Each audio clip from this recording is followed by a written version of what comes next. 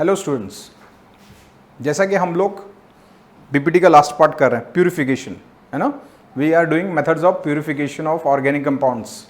उसमें last lecture में हम लोगों ने किया था sublimation, crystallization, fractional crystallization, distillation, simple distillation we did, and then we did fractional distillation.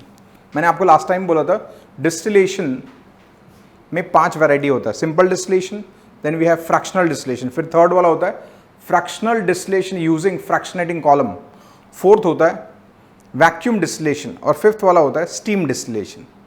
ये 5 अलग अलग टाइप के डिस्टिलेशंस हैं, ठीक है। उसमें से 2 हमने किया था लास्ट लेक्चर में, सिंपल एंड फ्रैक्शनल डिस्टिलेशन। अब आगे चलते हैं, थर्ड वाला। थर्ड है फ्रैक्शनल डिस्टिलेशन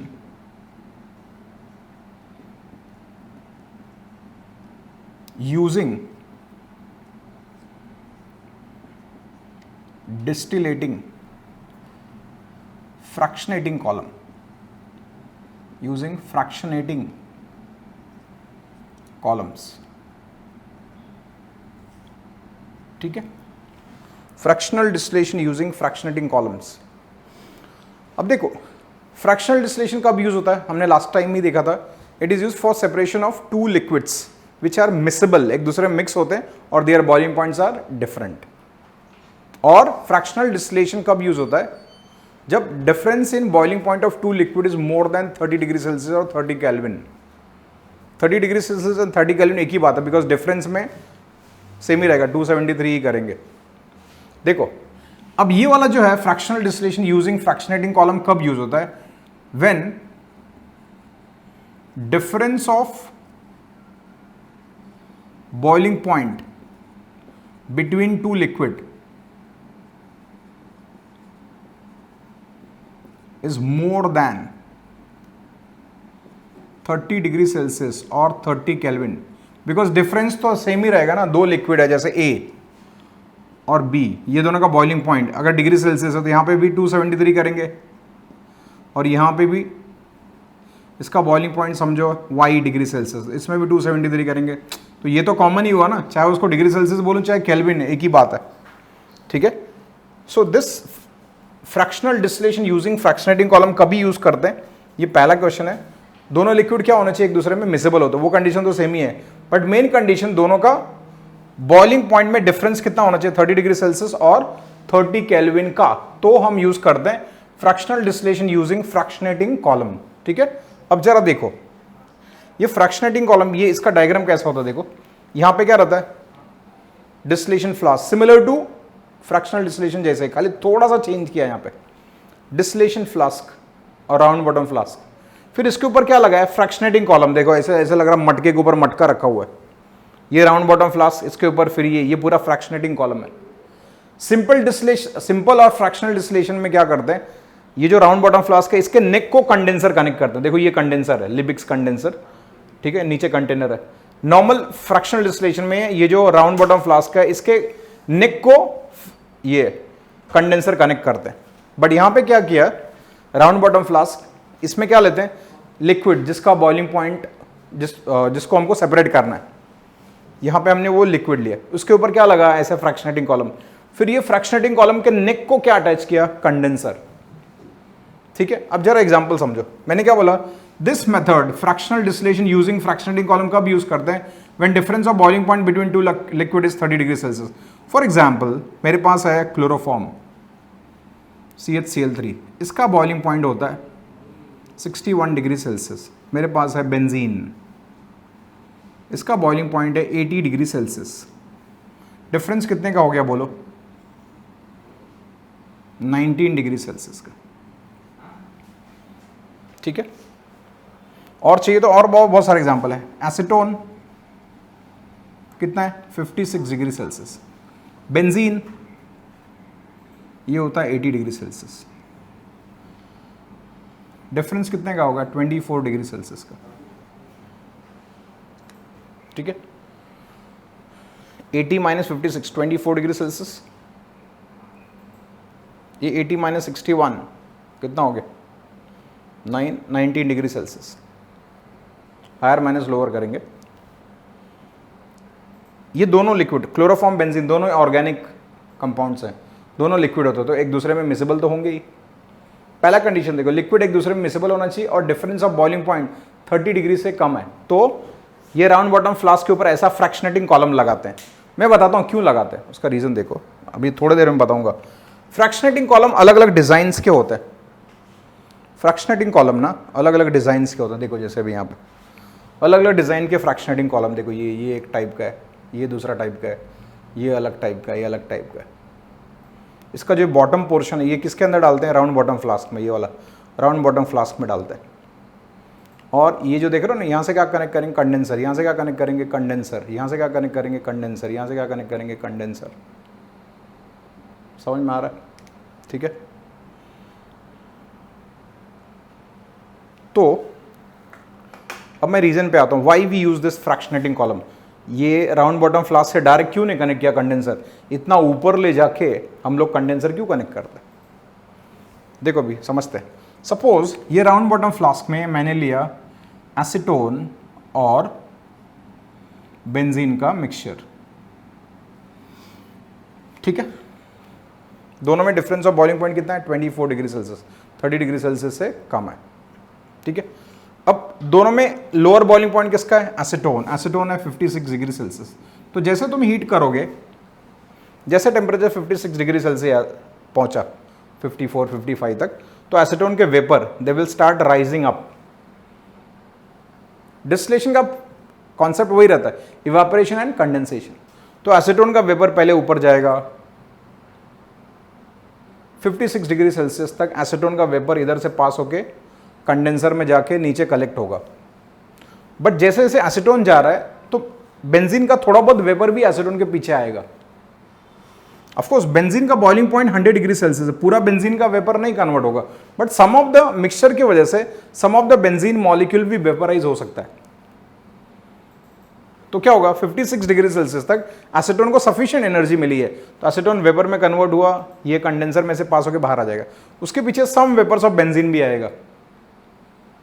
बट क्या है, बेंजीन को पूरी एनर्जी नहीं मिली। बेंजीन को पूरी एनर्जी कभी मिलेगा, बेंजीन इज लिक्विड, पूरा एनर्जी मतलब energy required to convert liquid into gaseous state. Benzene को वो एनर्जी कब मिलेगी, जब 80 डिग्री सेल्सियस होगा। बट मिक्स होने की वजह से some of the molecules of benzene will also follow acetone molecule. Acetone का वेपर जा रहा है, पीछे देखो, जैसे समझो यहाँ पे एसीटोन का वेपर जा रहा है, ये देखो ये एसीटोन जा रहा है, उसके पीछे थोड़ा बहुत बेंजीन का भी वेपर जा रहा है, थोड़ा बहुत। बट क्या है, बेंजीन को सफिशिएंट एनर्जी नहीं मिली है, तो बेंजीन का वेपर बाद में कंडेंस होकर नीचे गिर जाएगा। बिकॉज दे हैव, ये फ्रैक्शनेटिंग कॉलम क्या करता है, it increases the surface area, it increases the surface area. तो एसीटोन को तो सफिशिएंट एनर्जी मिला, बिकॉज एसीटोन अपने बॉइलिंग पॉइंट पे पहुंच गया है, तो एसीटोन का पूरा वेपर बाहर निकल जाएगा। पीछे जो बेंजीन का वेपर आ रहा है, ये लॉन्ग डिस्टेंस होने की वजह से बेंजीन का वेपर थोड़ा देर तक आएगा, इधर तक आएगा, फिर वो कंडेंस होकर नीचे इट विल ड्रॉप बैक। वो लिक्विड के फॉर्म में हुआ, बट उसके पास एनर्जी सफिशिएंट नहीं है, लिक्विड से गैस के फॉर्म में होगा, but it is not having sufficient energy, तो कंडेंस होकर नीचे आ जाएगा। कौन, बेंजीन का वेपर। बेंजीन नीचे कंडेंस हो गया और एसीटोन पूरा बाहर आ गया। तो ये फ्रैक्शनेटिंग कॉलम क्या करता है, it increases the surface area. तो जो हायर बॉइलिंग वाला लिक्विड है, 56 डिग्री सेल्सियस एसीटोन है, 80 डिग्री सेल्सियस बेंजीन है, तो हायर बॉइलिंग वाला लिक्विड और लोअर वाले दोनों को सेपरेट करने में इजी होता है। लोअर बॉइलिंग पॉइंट वाला पूरा पास हो जाएगा, अगर हायर वाला पीछे आ रहा है तो क्या होता है, fractionating column increase the surface area, due to which the energy required for higher boiling point liquid is less 56 degree Celsius पे, ये कंडीशन में। तो बेंजीन का क्या होगा, वेपर कंडेंस होकर नीचे गिर जाएगा, तब तक एसीटोन बाहर चला जाएगा। एक कंडेंसर में कनेक्ट करो, फिर हटा दो कंटेनर को, फिर दूसरा कंटेनर रखो, बाद में बेंजीन भी कंडेंस होकर बाहर आ जाएगा।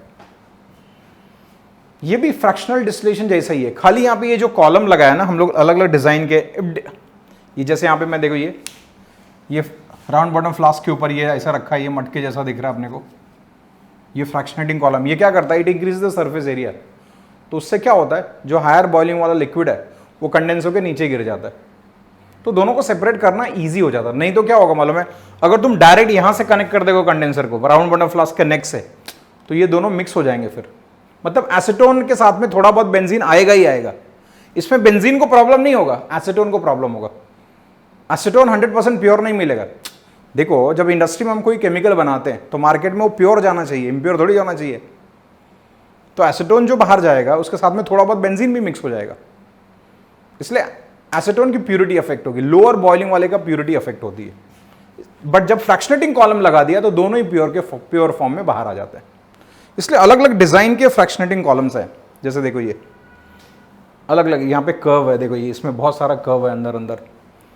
तो जितना कम डिफरेंस ऑफ बॉइलिंग पॉइंट, समझो यहाँ पे जैसे यहाँ पे 90 डिग्री सेल्सियस है, 90 डिग्री सेल्सियस का डिफरेंस है, कहाँ पे 10 डिग्री का रहेगा। तो अलग अलग डिजाइन के फ्रैक्शन अंदर बहुत सारे ऐसे कर्व्स रहते हैं। तो क्या होगा, वेपर को लॉन्ग डिस्टेंस ट्रेवल करना पड़ता है, तो जो हायर बॉइलिंग लिक्विड है वो नीचे गिर जाएगा, उसके पास सफिशिएंट एनर्जी नहीं रहेगी, और डिस्टेंस ट्रेवल करने में most of the energy spend ना।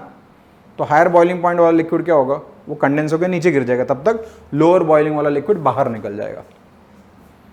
समझा, ये प्रिंसिपल है किसका, fractional distillation using fractionating columns.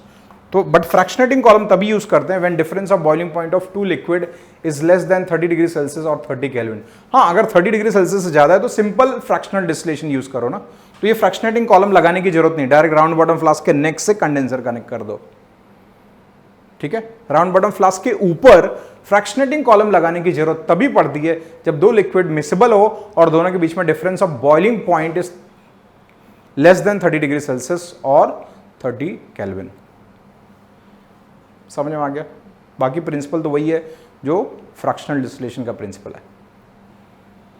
समझ में आ रहा है। तो ये फ्रैक्शनेटिंग कॉलम क्या करता है, it increases the surface area. उससे क्या होता है, जो हायर बॉइलिंग वाला लिक्विड है it has to travel long distance and its energy spend during travelling a long distance, फिर वो कंडेंस होकर नीचे गिर जाएगा। तब तक लोअर बॉइलिंग वाला लिक्विड पूरा पास होकर बाहर आ जाएगा, कंडेंस होकर बाहर आ जाएगा। बस यही इसका सिग्निफिकेंस है। और ये अलग अलग डिजाइन के फ्रैक्शनेटिंग कॉलम्स हैं। अलग अलग डिजाइन क्यों, अब समझो किसी में 24 डिग्री का गैप है, किसी में 10 डिग्री का, किसी में कोई दो लिक्विड में 5 डिग्री का गैप है, तो जितना कम गैप होगा उतना कॉम्प्लिकेटेड फ्रैक्शनेटिंग कॉलम यूज करते हैं, सो दैट सेपरेट करना इजी हो। I hope you understood. Did you understand. ये fractional distillation using fractionating column, ये थर्ड टाइप ऑफ डिस्टिलेशन हो गया। फोर्थ पे आते हैं हम लोग।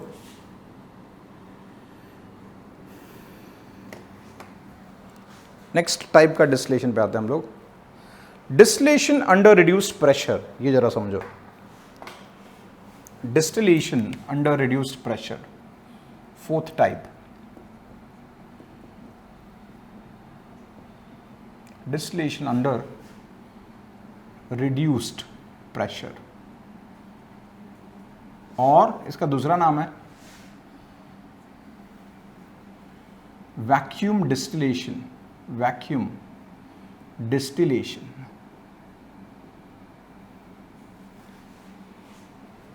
ठीक है, समझो जरा, डिस्टिलेशन अंडर रिड्यूस्ड प्रेशर और वैक्यूम डिस्टिलेशन। देखो जरा इसका कॉन्सेप्ट समझते हैं। पहले हमको मालूम है boiling point. What is boiling point, it is the temperature at which vapour pressure of a liquid becomes equals to atmospheric pressure. जो टेम्परेचर पे लिक्विड का बॉइलिंग पॉइंट सराउंडिंग लिक्विड का वेपर प्रेशर सराउंडिंग प्रेशर के equal होगा, it will start boiling. ठीक है, जैसे आप एग्जांपल समझो, वाटर को अगर हम यहाँ पे बॉईल करते हैं अपने घर पे या किसी के घर पे बॉईल करो तो 100 डिग्री सेल्सियस पे बॉईल होता है, because normal pressure is 1 atmospheric pressure. But अगर वही वाटर को अपन हायर अल्टीट्यूड पे लेके जाते हैं, हिमालय रीजन पे लेके जाओ, बहुत हाइट पे लेके जाओ, 16,000 किलोमीटर 20,000 किलोमीटर की हाइट पे लेके जाओ और उधर बॉईल करो, तो वो वाटर 100 डिग्री सेल्सियस पे बॉईल नहीं होगा, 90 पे बॉईल हो सकता है, 85 पे बॉईल हो सकता है। वाई, बिकॉज सराउंडिंग जैसे जैसे आप हाइट पे जाओगे एटमॉस्फेरिक प्रेशर लो हो जाएगा। वाटर का वेपर चेंज नहीं हो रहा है, हम सराउंडिंग प्रेशर को रिड्यूस कर रहे हैं। जैसे यही रूम में अगर मैं वाटर को बॉईल कर रहा हूँ, समझो 100 डिग्री सेल्सियस पे बॉईल हो रहा है, बट अगर मैं वैक्यूम क्रिएट करूँ, वैक्यूम क्रिएट होता है वैक्यूम पंप से। Vacuum pump is a device using which we can increase or decrease the pressure। अगर समझो मैंने सराउंडिंग प्रेशर को कम कर दिया तो जो वाटर 100 डिग्री पे बॉईल हो रहा है वो 95 पे बॉईल हो सकता है। बट ये हम लोग ने क्रिएट किया आर्टिफिशियल मीन से, वैक्यूम पंप को यूज करके, वही हम इसमें करते हैं। डिस्टिलेशन अंडर रिड्यूस प्रेशर मतलब क्या, हम सराउंडिंग प्रेशर को रिड्यूस करते हैं यूजिंग वैक्यूम पंप। तो जो लिक्विड जिसका बॉइलिंग पॉइंट बहुत ज्यादा है वो जल्दी बॉईल हो जाता है, समझा। देखो क्या होता है, बहुत सारी चीजें होती हैं। पहला तो कोई कोई लिक्विड का बॉइलिंग पॉइंट बहुत ज्यादा है, नॉर्मल मेथड से आप उनको बॉईल करोगे, बॉईल होगा तभी तो डिस्टिल होकर बाहर आएगा। जैसे हमने इंडस्ट्री, ये सब इंडस्ट्रियल मेथड है, इंडस्ट्री में आपने कोई केमिकल कंपाउंड बनाया, उसका बॉइलिंग पॉइंट बहुत ज्यादा है, समझो 300 डिग्री सेल्सियस है, 290 डिग्री सेल्सियस है, तो उसको बॉईल करके फिर डिस्टिल करके बाहर निकालने में इट टेक्स टाइम ना, 1 आवर 1.5 आवर लगते हैं, और इंडस्ट्रियल मेथड हम फास्ट करना चाहते हैं। दूसरा, कोई कोई लिक्विड का बॉइलिंग पॉइंट बहुत ज्यादा है, नॉर्मल मेथड से आप हीट करो, ओवर हीटिंग हो गई तो कंपाउंड ही डिकम्पोज हो जाता है। To avoid the decomposition of such compounds which have very high boiling point, we use distillation under reduced pressure. देखो distillation under reduced pressure is used, it is used to avoid decomposition of a liquid with high boiling point, liquid with high boiling point at or below its boiling point, BP मतलब boiling point. It is used to avoid decomposition of a liquid at or below its boiling point. कोई कोई liquid क्या होता है मतलब में decompose हो जाते हैं अपने बॉइलिंग पॉइंट तक पहुंचते पहुंचते, नॉर्मल मेथड से जब हम उनको डिस्टिल करते हैं। डिस्टिलेशन में तो वही होगा ना, इवेपोरेशन एंड कंडेंसेशन। इवेपोरेट कब होगा, अपने बॉइलिंग पॉइंट पे पहुंच के ही इवेपोरेट होगा, तो अपने को बॉइल तो करना पड़ेगा, है ना। तो कोई कोई लिक्विड को बहुत हाई बॉइलिंग पॉइंट होता है, तो उनके बॉइलिंग पॉइंट पर ले जाके अगर हम हीट करेंगे तब तक तो क्या वो डिकम्पोज हो जाते हैं नॉर्मल मेथड से, तो उनको बचाने के लिए हम ये मेथड यूज करते हैं, है ना। This method is used to avoid decomposition of liquids with high boiling point at और बिलो इट्स बॉइलिंग पॉइंट। इसमें बेस्ट एग्जांपल है ग्लिसरॉल। ग्लिसरॉल, ग्लिसरॉल इसको हम ग्लिसरीन भी बोलते हैं। ग्लिसरीन जिसको सोप्स में यूज होता है ना, ग्लिसरीन मेडिकेटेड सोप्स में यूज करते हैं ग्लिसरीन। तुम इसका स्ट्रक्चर चाहिए तो मैं बता देता हूँ। Glycerol it's a try hydroxy alcohol, इसके अंदर 3 OH ग्रुप है ग्लिसरॉल। इसका IUPAC नेम चाहिए तो भी मैं आपको बता देता हूँ, प्रोपेन 1,2,3 ट्रायोल। इसका IUPAC नेम है प्रोपेन 1,2,3 ट्रायोल। ये मैं आपको रेफरेंस के लिए बता रहा हूँ, ये 11th का MCQ में पूछेगा नहीं, डोंट वरी। ग्लिसरॉल मैं थोड़ा एक्स्ट्रा ही बताता हूँ सो दैट बहुत सारे लोग ऐसे क्यूरियस होते हैं। हाँ, ग्लिसरॉल और ग्लिसरीन, इसका बॉइलिंग पॉइंट कितना मालूम है? 463 केल्विन, सॉरी 563 केल्विन इसका बॉइलिंग पॉइंट है ना। 563 मतलब डिग्री सेल्सियस में कितना हो जाएगा बोलो? 273। ये हो गया 0 और ये हो गया 9 और ये हो गया 290 डिग्री सेल्सियस। सोचो क्लोज टू 300 डिग्री सेल्सियस है ग्लिसरॉल का बॉइलिंग पॉइंट। तो नॉर्मल मेथड से जब हम बॉईल करेंगे ना तो ये क्या होगा, इसका प्रॉपर्टी चेंज, डिकम्पोज हो जाता है, इसका प्रॉपर्टी चेंज हो जाता है। तो उसको बचाने के लिए क्या करते हैं, देखो डिस्टिलेशन अंडर रिड्यूस प्रेशर करते हैं। देखो अगर इसका हम लोग प्रेशर बढ़ा दिया 12 mm ऑफ मर्क्यूरी, तो ये ग्लिसरॉल जो 563 केल्विन पे बॉईल होता है वो बॉईल हो जाएगा मालूम है कितने पे? 453 केल्विन पे। सोचो अराउंड 110 डिग्री कम हो गया। 12 mm ऑफ मर्क्यूरी प्रेशर बढ़ाया था। प्रेशर बढ़ाएंगे कैसे? देखो यहां पे क्या लिया, राउंड बॉटम फ्लास्क, ठीक है, स्टॉप कॉक लगाया, इधर इसके नेक से क्या कनेक्ट किया, कंडेंसर। फिर ये पूरा इसको किससे कनेक्ट किया? ये देखो मैनोमीटर। मैनोमीटर क्या होता है? मर्क्यूरी कॉलम होता है। वैक्यूम पंप, वैक्यूम पंप से क्या करता है? प्रेशर हम यहां से बाहर वैक्यूम पंप लगाया, वैक्यूम पंप क्या करता है? प्रेशर को इंक्रीज और डिक्रीज कर सकते हैं। कितना डिक्रीज किया? मैनोमीटर पे हम रीड करेंगे इतना प्रेशर मैंने डिक्रीज किया। जैसे बैरोमीटर होता है एटमॉस्फेयर प्रेशर को रीड करने के लिए, वैसे manometer is an instrument that use to determine the pressure of any gas in a close container. कोई भी क्लोज्ड वेसल में प्रेशर मेजर करने के लिए हम यूज करते हैं मैनोमीटर। एटमॉस्फेरिक प्रेशर को मेजर करने के लिए हम यूज करते हैं बैरोमीटर। क्लोज कंटेनर में गैस का, लिक्विड का, वेपर का प्रेशर मेजर करने के लिए इंस्ट्रूमेंट यूज करते हैं मैनोमीटर। वैक्यूम पंप से प्रेशर को बढ़ाएंगे कम करेंगे अकॉर्डिंग टू द रिक्वायरमेंट। कितना बढ़ाया कितना कम करा मैनोमीटर से रीड करें। मैनोमीटर मर्क्यूरी कॉलम भी होता है, तो ये हमको शो करेगा इतना प्रेशर मैंने बढ़ाया इतना कम किया। नहीं तो कुछ भी कम करते रहोगे पता ही नहीं चलेगा, पूरा ये जो वेसल है ना पूरा फट जाएगा ये। इसलिए मैनोमीटर हमको दिखे हम कितना प्रेशर बढ़ा रहे हैं कम कर रहे हैं। और किससे बढ़ा रहे हैं? वैक्यूम पंप से। ये पूरा क्लोज कंटेनर होता है, ठीक है। तो यहां पे ये राउंड बॉटम फ्लास्क में क्या लिया? ग्लिसरॉल। ग्लिसरॉल किससे बनाते हैं? Soap solution. सोप सॉल्यूशन में ग्लिसरॉल मिक्स होता है। जब सोप बनाते हैं वो टाइम पे glycerol is obtained as a by product. तो ग्लिसरॉल प्लस सोप का मिक्सचर है, उसमें से ग्लिसरॉल को अपने को निकालना है। एक तो ग्लिसरॉल का बॉइलिंग पॉइंट ज्यादा है, मिक्सचर होने की वजह से बॉइलिंग पॉइंट और बढ़ जाता है। तो बॉइलिंग पॉइंट पहले ही 290, उससे ज्यादा होगा तो क्या डिकम्पोज हो जाएगा वो। उसको प्रिवेंट करने के लिए क्या करते हैं? ये distillation under reduce pressure. Pressure कितना बढ़ा है? 12 mm ऑफ मर्क्यूरी। तो ये जो 563 केल्विन पे बॉयल होता था 453 केल्विन पे ही बॉयल हो गया। इससे उसका डिकम्पोजिशन नहीं हो पाता। किसका? ग्लिसरॉल का। तो ग्लिसरॉल का वेपर बन के बाहर आएगा और कंडेंस होकर इधर कंटेनर में लेंगे और उसको निकाल लेंगे। सिंपल। इसके ऊपर क्वेश्चन क्या होता है? ये क्वेश्चन होता है कि distillation under reduce which among the following liquid can be purified by vacuum distillation. तो बेस्ट आंसर है ग्लिसरॉल। अपने सिलेबस में एक ही है, ग्लिसरॉल और ग्लिसरीन। और आईपीएससी में एट द मोस्ट पूछेगा तो प्रोपेन 1 2 3 ट्रायोल। ग्लिसरॉल को कहां से सेपरेट करते हैं? सोप सॉल्यूशन, है ना। सोप जब बनाते हैं तो वहां पे ग्लिसरॉल के साथ में सोप के साथ में ग्लिसरॉल आता है एज अ बाई प्रोडक्ट। तो सोप तो ठीक है, हमको ग्लिसरॉल भी चाहिए। Glycerol is very important solvent, ठीक है। तो ग्लिसरॉल को सोप सॉल्यूशन से, सोप सॉल्यूशन को स्पेंट लाई भी बोलते हैं, SPENT, स्पेंट लाई, LYE। सोप का जो मिक्सचर होता है उसको स्पेंट लाई भी बोलते हैं।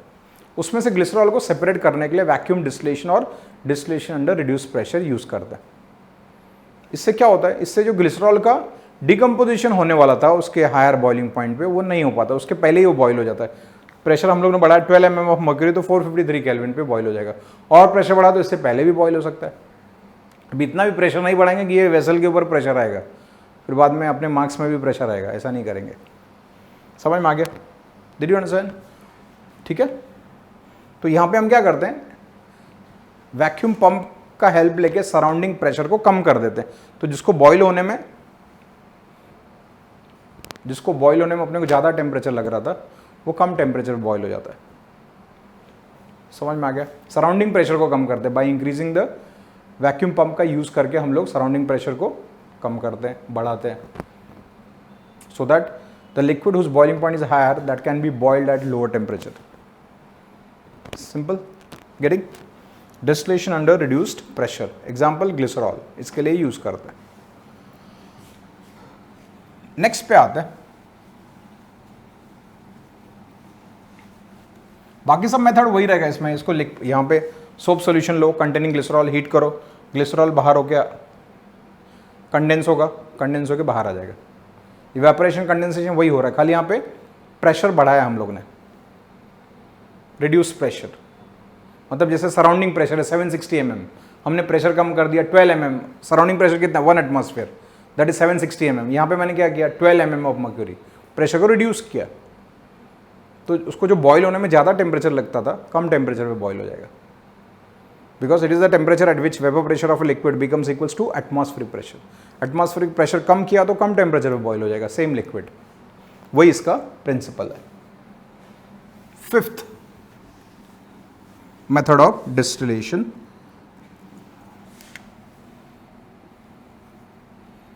इसको बोलते हैं स्टीम डिस्टिलेशन।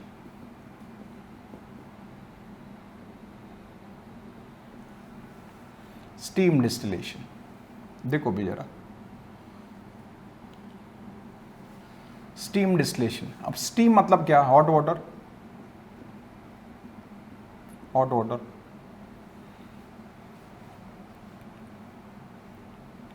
स्टीम डिस्टिलेशन कभी यूज करते हैं? व्हेन मिक्सचर के अंदर liquid is, one liquid is volatile and its impurity is non-volatile. Third,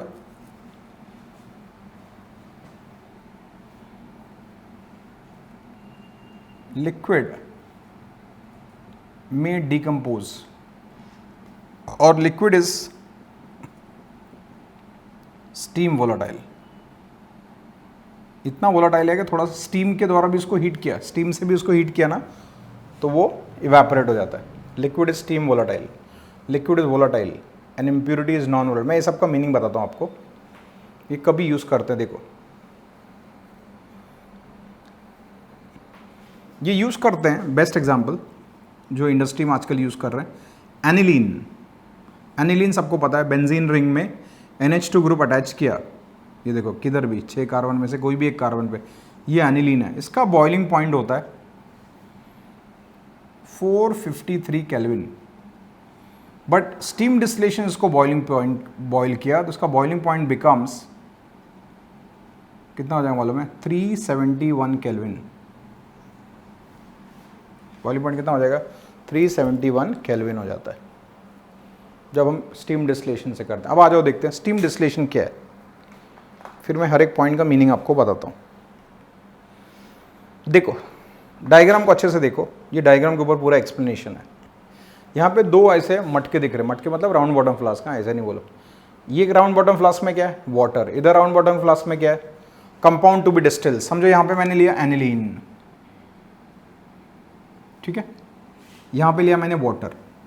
देखो जरा समझो, एनिलीन का बॉइलिंग पॉइंट बहुत ज्यादा है 453 केल्विन पे, ये मेथड से उसका बॉइलिंग पॉइंट 371 केल्विन हो गया, कम हो गया। क्यों हो गया? देखो, try to understand what is boiling point. It is the temperature at which vapour pressure of a liquid becomes equals to atmospheric pressure.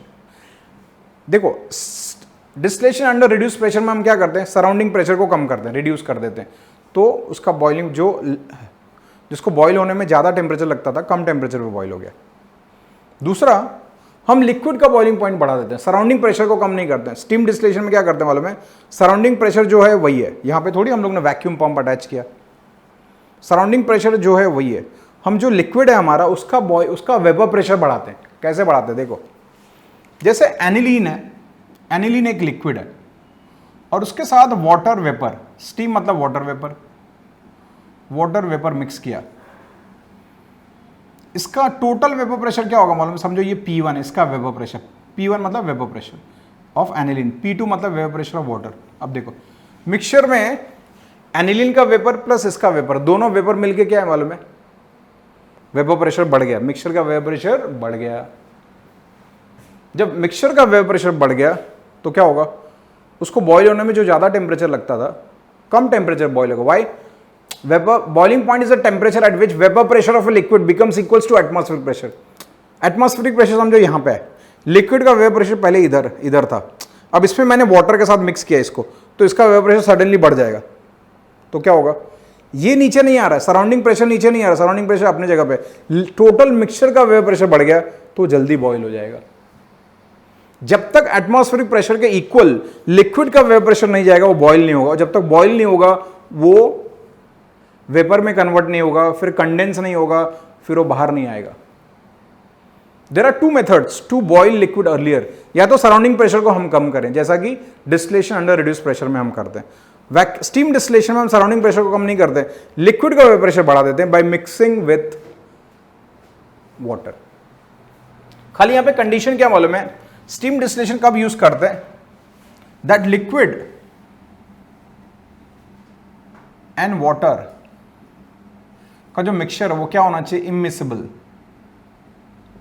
मतलब जो लिक्विड है वो वाटर में मिसिबल नहीं होना चाहिए। Aniline is insoluble in water. ये जो एनिलीन को हम ये मेथड से सेपरेट करते हैं, एनिलीन वाटर में इनसोल्यूबल होना चाहिए। जो भी लिक्विड हम स्टीम डिस्टिलेशन में यूज करेंगे, that liquid should be insoluble in water, पहला कंडीशन। दूसरा, वो लिक्विड वोलाटाइल होना चाहिए, वोलाटाइल मतलब इवापोरेट्स, और स्टीम के साथ हीट करने के बाद भी जल्द इवापोरेट हो जाए। और उसके साथ में क्या होना चाहिए? 453 के लिए मतलब बहुत ज्यादा बॉइलिंग पॉइंट नहीं है उसका। 453 माइनस अगर हम 273 करें, ये 0 हो गया, 180 डिग्री सेल्सियस, मतलब बहुत ज्यादा बॉइलिंग पॉइंट नहीं है ये इसका। बट प्रॉब्लम क्या मालूम है? एनिलीन 180 डिग्री सेल्सियस पे डिकम्पोज होने के चांसेस हो जाते हैं, तो और एनिलीन वाटर में इनसोल्यूबल है। सबसे बड़ा एडवांटेज ये मेथड में, जो भी लिक्विड को हम सेपरेट करते हैं बाय स्टीम डिस्टिलेशन, वो पहला तो वाटर में इंसोल्यूबल होना चाहिए, वाटर में मिसेबल नहीं होना चाहिए, मिक्स नहीं होना चाहिए वाटर के साथ। तो एनिलीन वाटर में मिसेबल नहीं है। हाँ, क्या करते हैं, इधर मैंने वाटर लिया, इधर एनिलीन। अब यहाँ पे डायग्राम देखो जरा, वाटर से एक पाइप जा रही है, कहाँ पे, वेसल कंटेनिंग एनिलीन। हीटिंग इधर भी, हीटिंग इधर भी है। इधर वाटर को हीट करोगे तो क्या होगा, इसका वेपर अंदर जाएगा, किधर जाएगा, एनिलीन वाले राउंड बॉटम फ्लास्क में। फिर एनिलीन को हीट कर रहे हैं, उसका भी वेपर बनेगा। मतलब ये यहाँ पे क्या, किसका वेपर रहेगा, एनिलीन का वेपर प्लस वाटर का vapour, total vapour pressure is higher. तो एनिलीन जल्दी बॉईल होगा, और बॉईल होकर इधर देखो कंडेंसर कहाँ पे कनेक्ट किया, एनिलीन वाले राउंड बॉटम फ्लास्क में, जिसके अंदर वाटर वेपर भी आया। तो एनिलीन का वेपर प्लस वाटर का वेपर यहाँ पे, मतलब यहाँ पे क्या है, P1 plus P2 total vapour pressure is higher, तो जल्दी बॉईल होके बाहर आएगा। एनिलीन के साथ में वाटर भी आएगा, बट हमको फायदा क्या है, एनिलीन वाटर में मिक्स नहीं है, दो सेपरेट लेयर होगा। जैसे यहाँ पे दो लेयर बनेगा, समझो यहाँ पे ऊपर वाटर है और एनिलीन थोड़ा भारी होता है, तो नीचे एनिलीन का येलो लिक्विड होगा, हेट्रोजीनियस लेयर बनेगा, ऊपर वाटर नीचे एनिलीन, जैसे ऑयल एंड वाटर का होता है। तो बाद में उसको अपन सेपरेट कर सकते हैं, बट वाटर के साथ उसको मिक्स करने के पीछे इंटेंशन क्या है, एनिलीन जिसको बॉईल होने में ज़्यादा टाइम लगता है वो जल्दी बॉईल हो जाएगा वाटर का वेपर के साथ मिक्स होने के साथ। समझ में आ गया? Did you understand?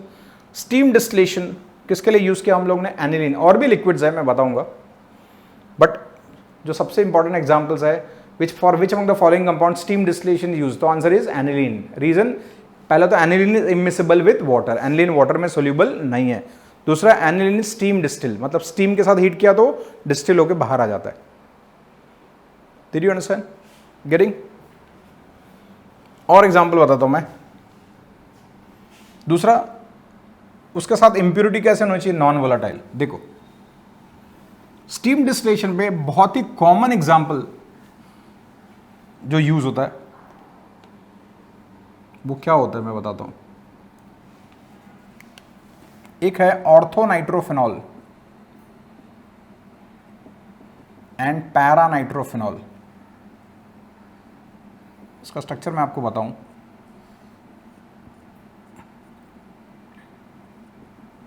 ये है ऑर्थोनाइट्रोफिनॉल और एक है पैरानाइट्रोफिनॉल। ये है पैरानाइट्रोफिनॉल, ठीक है। This one is called orthonitrophenol और ये है पैरानाइट्रोफिनॉल। ऑर्थोनाइट्रोफिनॉल में क्या हो रहा है मालूम है, intramolecular hydrogen bonding, intramolecular H bonding. तुमने केमिकल बॉन्डिंग चैप्टर में भी किया होगा, intramolecular and intermolecular hydrogen bonding. Intramolecular कैसे, देखो H प्लस O माइनस, इधर क्या है O माइनस N प्लस, ये देखो इंट्रामॉलिक्यूलर हाइड्रोजन बॉन्डिंग बन रही है, O और H के बीच में hydrogen bonding. Intramolecular hydrogen bonding जहाँ पे होगा वो लिक्विड का बॉइलिंग पॉइंट क्या होगा, बॉइलिंग पॉइंट क्या होगा उसका, लो। मतलब वो लिक्विड कैसा हो जाएगा, लो बॉइलिंग वाला लिक्विड को हम क्या बोलते हैं, volatile. Orthonitrophenol is volatile due to intramolecular hydrogen bonding. इसमें मॉलिक्यूलर एसोसिएशन नहीं है, एटॉमिक एसोसिएशन है। पैरानाइट्रोफिनॉल में होती है इंटरमॉलिक्यूलर हाइड्रोजन बॉन्डिंग। पैरानाइट्रोफिनॉल में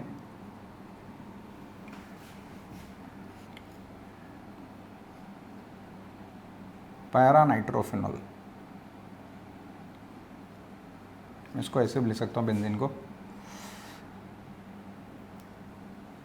इसको ऐसे रखो, O dash H, H plus O minus, इधर क्या है O माइनस, किससे भी ले लो। यहाँ पे क्या बन रहा है, intermolecular hydrogen bonding, intermolecular hydrogen bonding is strong association. तो इससे क्या होता है, बॉइलिंग पॉइंट बढ़ जाता है। पैरानाइट्रोफिनॉल, इसका boiling point is higher due to intermolecular hydrogen bonding, due to molecular association. और ये कैसा होता है मालूम है, इट इज़ नॉन वोलाटाइल। इसका बॉइलिंग पॉइंट ज़्यादा है, इसका बॉइलिंग पॉइंट, जिसका बॉइलिंग पॉइंट 100 डिग्री सेल्सियस से ज़्यादा है वो नॉन वोलाटाइल, 100 डिग्री सेल्सियस से कम है वो वोलाटाइल। ये वोलाटाइल, ये नॉन वोलाटाइल। तो अब तुम यहाँ पे क्वेश्चन रेज होगा, वाई एनिलीन का तो 180 डिग्री सेल्सियस है, बट एनिलीन का प्रॉब्लम क्या मालूम है, वो वाटर में इंसोल्यूबल है, पहला तो एडवांटेज। दूसरा, 180 डिग्री से थोड़ा ज़्यादा बॉइलिंग पॉइंट, नॉर्मल मेथड से आप उसको डिस्टिल करोगे तो डिकम्पोज हो जाता है एनिलीन, तो इसके लिए हम स्टीम डिस्टिलेशन एनिलीन के लिए यूज़ करते हैं। ऑर्थोनाइट्रोफिनॉल, इसका बॉइलिंग पॉइंट 100 डिग्री सेल्सियस से कम है, वोलाटाइल मतलब 100 डिग्री सेल्सियस से कम। और पैरानाइट्रोफिनॉल इसके साथ में क्या है, नॉन वोलाटाइल इम्प्योरिटी। बोला mixture of orthonitrophenol and paranitrophenol can be separated by which method, तो they can be separated by steam distillation. याद रखो, एक वोलाटाइल है और उसके साथ में नॉन वोलाटाइल मिक्स किया तो वो स्टीम डिस्टिलेशन से सेपरेट होता है। थोड़ा सा स्टीम के साथ मिक्स किया तो ये ऑर्थोनाइट्रोफिनॉल पहले बाहर आ जाएगा और बाद में पैरानाइट्रोफिनॉल बाहर आएगा, ये मेथड से। ये बहुत बहुत इंपॉर्टेंट एग्जांपल है। अभी बोलेंगे why orthonitrophenol is steam distillation, why it can be steam distilled, because इसका बॉइलिंग पॉइंट लो। व्हाई इसका boiling point low, because orthonitrophenol में क्या है, intra molecular hydrogen bonding. Ortho मतलब नजदीक है ना दोनों, तो यहाँ पे इंट्रा मॉलिकुलर हाइड्रोजन बॉन्डिंग होती है। और पैरानाइट्रोफिनॉल में इंट्रा नहीं होगा, इंटर मॉलिकुलर मतलब मॉलिक्यूल्स आर क्लोज, तो इसका बॉइलिंग पॉइंट ज़्यादा है, एसोसिएशन है, तो इट इज़ नॉन वोलाटाइल। बहुत कॉमन एग्जाम्पल, समझ में आ गया। Orthonitrophenol, paranitrophenol, they are separated by steam distillation. Clear? Getting all of you? Okay. So this is application of steam distillation.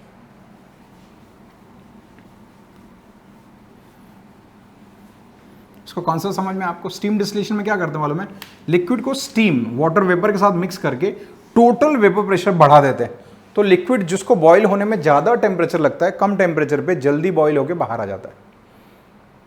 तो उससे दो चीज़ें होती है, अपने को टाइम कम लगता है उसको डिस्टिल करने में, दूसरा वो लिक्विड डिकम्पोज नहीं हो पाता। कोई कोई लिक्विड क्या होते हैं, हायर बॉइलिंग पॉइंट होने की वजह से अपने टेम्परेचर पे वो डिकम्पोज, उनकी क्वालिटी थोड़ी चेंज हो जाती है, तो उससे हम लोग उनको प्रिवेंट करते हैं bye steam distillation. Clear? Getting? So this is about distillation. अब यहाँ पे मैं एक और बता दूं, जैसे अभी हम लोग ने किया कि यहाँ पे एनिलीन हम लोग ने कंटेनर में कलेक्ट किया ना, जैसे यहाँ पे ये एनिलीन आया और साथ में वाटर भी आया, ऐसे। अब इसको सेपरेट कैसे करेंगे, इसके लिए क्या है हमारे पास, एनिलीन वाटर को प्योर फॉर्म में अपने को सेपरेट करना, तो क्या कर सकते हैं, देखो इसके लिए हम यूज़ करेंगे डिफरेंशियल एक्सट्रैक्शन। ये जरा ऐसे देखो, ऐसे टॉप जैसा दिख रहा है अपने को, टॉप मतलब वो है ना थ्रेड से बांध के खेलते हैं वो नहीं, डिफरेंशियल एक्सट्रैक्शन। देखो इसमें क्या होता है, ये ग्लास का, इसको बोलते हैं ना सेपरेटिंग फनेल, ये जो डायग्राम है ना इसका नाम है सेपरेटिंग फनेल, इसका नाम है। ये जो ऐसा जो ये ग्लास का मटेरियल होता है इसको बोलते हैं सेपरेटिंग फनेल, ठीक है, इसका नाम है सेपरेटिंग फनेल, चाहे ये हो चाहे वो। अब इसमें क्या मालूम है, organic compound in aqueous layer, aniline and water का मिक्सचर है, दोनों मिसबल नहीं, मिक्स नहीं हो रहे। अब मैं क्या करता हूं, यहां पे मैं एक ऑर्गेनिक सॉल्वेंट डालता हूं, ऑर्गेनिक सॉल्वेंट डालता हूं, समझो मैंने यहां पे क्लोरोफॉर्म डाला। बट ऑर्गेनिक सॉल्वेंट कैसा होना चाहिए, वो वाटर में मिक्स नहीं होना चाहिए, बट ऑर्गेनिक कंपाउंड उसके अंदर मिक्स होना चाहिए, ठीक है। क्लोरोफॉर्म वाटर में मिक्स नहीं होता है, but aniline is organic compound, chloroform carbon compound होने से ऑर्गेनिक कंपाउंड है, ऑर्गेनिक डिजॉल्व्स ऑर्गेनिक में। एनिलीन वाटर का हेटेरोजेनियस मिक्सचर है, दोनों को मुझे सेपरेट करना है प्योर फॉर्म में, एनिलीन निकालना है, ठीक है। तो इसमें मैं क्या डालता हूँ, क्लोरोफॉर्म, एक ऑर्गेनिक सॉल्वेंट ऊपर से डालता हूँ। ये सेपरेटिंग फनल में देखो यहाँ पे नीचे organic compound in aqueous layer है, मतलब वाटर और एनिलीन का मिक्सचर है, समझो यहाँ पे वाटर और एनिलीन है। अब इसके ऊपर से मैं ऑर्गेनिक सॉल्वेंट डालता हूँ, सपोज मैंने क्लोरोफॉर्म डाल दिया, CH_Cl3, क्लोरोफॉर्म डालो, कार्बन टेट्राक्लोराइड डालो, तो ये लोग क्या होते हैं, वाटर में डिजोल्व नहीं होते, क्लोरोफॉर्म वाटर में डिजोल्व नहीं होता, क्लोरोफॉर्म एनिलीन को डिजोल्व करता है अपने अंदर, ठीक है। ऊपर से मैंने क्लोरोफॉर्म डाला, ये सेपरेटिंग फनल को ऊपर से बंद करके ऐसे शेक करते हैं, प्रॉपरली शेक करोगे तो क्या होगा, ये जो एनिलीन है वो क्लोरोफॉर्म में मिक्स हो जाएगा, मतलब वाटर और उसका जो हेटेरोजेनियस लेयर है वो एनिलीन पूरा का पूरा निकल के क्लोरोफॉर्म में डिजोल्व होगा, और दो लेयर बनेंगे, ऊपर ऑर्गेनिक लेयर जिसके अंदर एनिलीन है, because chloroform is insoluble in water. It depends, अगर समझो ऑर्गेनिक कंपाउंड हेवी है तो नीचे रहेगा, वाटर ऊपर रहेगा, और वो हल्का है तो ऑर्गेनिक लिक्विड ऊपर रहेगा एंड वाटर नीचे रहेगा, डिपेंड्स। बट 2 लेयर बनेंगे। जैसे क्लोरोफॉर्म, ठीक है, थोड़ा हेवियर होता है, तो ऊपर वाटर है, नीचे क्या रहेगा, वाटर का लेयर समझो ऊपर है, और नीचे क्या रहेगा, क्लोरोफॉर्म एंड एनिलीन का मिक्सचर, और एनिलीन क्लोरोफॉर्म में डिजॉल्व हो गया। ये सेपरेटिंग फनल में नीचे टैप रहता है। फिर यहाँ पे एक बड़ा सा वेसल रखो, ग्लास का, बाल्टी मत रख दो, वेसल रखा हम लोगों ने। ये टैप ओपन करो, क्लोरोफॉर्म एनिलीन नीचे आ गया, बंद कर दो ताकि वाटर ना जाए, तो फिर से वही करते रहोगे, फिर ऐसे शेक ही करोगे। फिर क्लोरोफॉर्म एंड एनिलीन नीचे आ गया, उसको अपन सेपरेट कर सकते हैं बाय फ्रैक्शनल डिस्टिलेशन, क्योंकि क्लोरोफॉर्म एनिलीन का बॉइलिंग पॉइंट अलग अलग है। समझा? ये सेपरेटिंग, इसको बोलते हैं डिफरेंशियल एक्सट्रैक्शन। मतलब डिफरेंशियल मतलब अलग अलग 2 लेयर बना के हम एक्सट्रैक्ट करते हैं, सेपरेट करते हैं। समझा? डिफरेंशियल एक्सट्रैक्शन में फिर से देखो क्या होता है, जैसे ऑर्गेनिक कंपाउंड है, वाटर में इमिसिबल है, तो उसमें हम ऐसा ऑर्गेनिक सॉल्वेंट डालते हैं जो ऑर्गेनिक सॉल्वेंट वाटर में डिजॉल्व ना हो, बट वो ऑर्गेनिक सॉल्वेंट जो ऑर्गेनिक लिक्विड वाटर के साथ मिक्स हुआ है और मिक्स नहीं हुआ है उसको वो डिजॉल्व कर ले। प्रेजेंट एग्जांपल में मैंने क्या लिया, वाटर एनिलीन को मुझे सेपरेट करना, मैं ऊपर से क्लोरोफॉर्म डालता हूँ। क्लोरोफॉर्म थोड़ा हेवियर होता है, तो वाटर का लेयर ऊपर होगा, नीचे क्लोरोफॉर्म जाएगा, और क्लोरोफॉर्म अपने अंदर सारे एनिलीन को खींच लेगा। उसके लिए थोड़ा मिक्सर को शेक करना पड़ेगा, तो क्लोरोफॉर्म पूरा एनिलीन को अपने अंदर डिजॉल्व कर लेगा। मतलब एनिलीन जो वाटर के साथ अलग लेयर बनाया था वो क्लोरोफॉर्म में चला आया, तो 2 लेयर बन गए। समझो वाटर थोड़ा हल्का होता है क्लोरोफॉर्म से, क्लोरोफॉर्म हेवी होता है। क्लोरोफॉर्म नीचे के लेयर में क्लोरोफॉर्म एंड एनिलीन है, ऊपर के लेयर में वाटर है, हेट्रोजीनियस लेयर। नीचे टैप को खोलो, वेसल रखे रहो नीचे, क्लोरोफॉर्म एंड एनिलीन बाहर आ गया, वाटर ऊपर रह गया। बाद में क्लोरोफॉर्म एनिलीन को सेपरेट करते हैं by means of fractional distillation. तो ये हो गया डिफरेंशियल एक्सट्रैक्शन। समझ में आ गया? ये कभी यूज करते हैं जैसे एक ऑर्गेनिक कंपाउंड वाटर में इमिसिबल है, या समझो स्पेरिंगली सोल्यूबल, थोड़ा बहुत डिजॉल्व हुआ, उसको मुझे पूरी तरह से वाटर से अलग करना है, तो वहां पे मैं ऑर्गेनिक सॉल्वेंट डालूंगा। ऐसा ऑर्गेनिक सॉल्वेंट डालूंगा जो वाटर में डिजॉल्व ना हो, बट ऑर्गेनिक सॉल्वेंट कोई भी ऑर्गेनिक कंपाउंड को अपने अंदर डिजॉल्व कर लेता है। तो जो ऑर्गेनिक कंपाउंड है, शेक करने के बाद वो वाटर से थोड़ा बहुत निकल के ऑर्गेनिक कंपाउंड में चला आता है, तो 2 लेयर बनेंगे, एक वाटर का लेयर, एक organic compound, organic solvent containing organic compound. फिर दोनों को सेपरेट कर लेते हैं। This is the application of differential extraction. समझ में आ गया आपको? गेटिंग? देखो भी, नेक्स्ट टेक्निक ऑफ प्यूरिफिकेशन पे आते हैं हम लोग, दैट इज कॉल्ड क्रोमैटोग्राफी।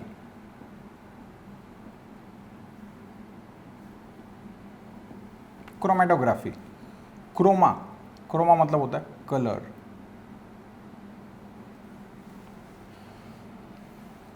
देखो दिस टेक्निक, ये अभी लेटेस्ट मेथड है प्यूरिफिकेशन सेपरेशन का। This technique is used for separation और आइसोलेशन, प्यूरिफिकेशन और identification of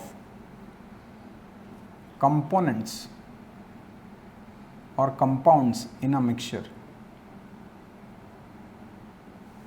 This method is used for separation, isolation, purification or identification of compounds in a mixture. ये भी question है।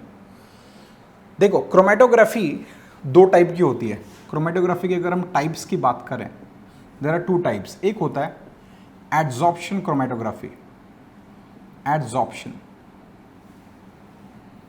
और दूसरा होता है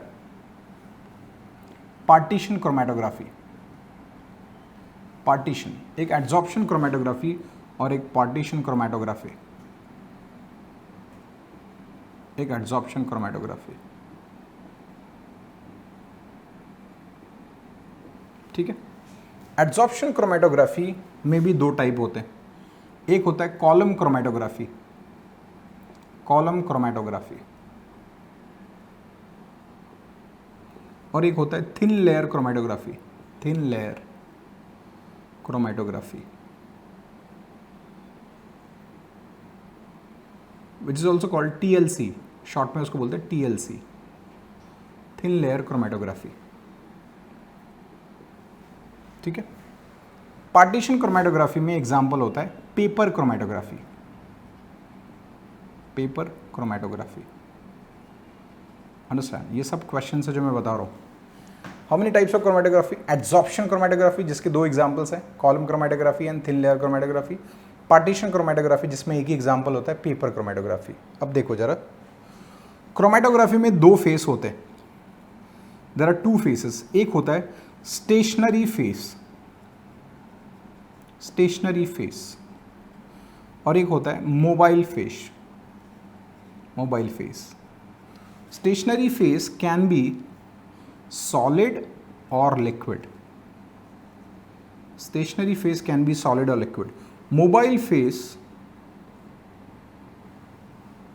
can be liquid or gas, कहीं कहीं पे गैस भी होती है, गैस क्रोमेटोग्राफी है बट अपने सिलेबस में नहीं है। Mobile phase can be liquid और gas. Stationary phase is solid और लिक्विड, ज़्यादा करके सॉलिड ही होती है बट कोई कोई जगह पे लिक्विड होता है। ये भी एक क्वेश्चन है। इसके अंदर दो फेज होते हैं, stationary phase and mobile phase. Mobile मतलब मूविंग फेज, स्टेशनरी मतलब फिक्स्ड, जो ऐसे कलेक्ट हो। ठीक है, इतनी चीज़ें क्लियर है। फिर मैं एक एक चीज़ का मीनिंग बताता हूँ। क्रोमेटोग्राफी पहले किसके लिए यूज़ करते हैं? This technique is use for separation, अलग करना, आइसोलेशन, उसका मतलब भी होता है बाहर निकालना, प्यूरिफिकेशन और आइडेंटिफिकेशन ऑफ कंपाउंड्स और components present in a mixture. वो मिक्सचर कोई भी हो सकता है, ऑर्गेनिक, इनऑर्गेनिक। क्रोमेटोग्राफी में दो फेज होते हैं, stationary phase and mobile phase. Stationary phase can be solid और liquid, mobile phase can be liquid और gas. How many types of chromatography? दो type, adsorption chromatography and partition chromatography. Adsorption chromatography का example क्या? Column chromatography and thin layer chromatography. Partition chromatography का example क्या? Paper chromatography. इतना चीजें clear है। अब मैं व्हाट इज एड्सॉर्प्शन, इसका मीनिंग मैं आपको बताता हूँ, फिर हम एड्सॉर्प्शन क्रोमेटोग्राफी पढ़ेंगे। पहले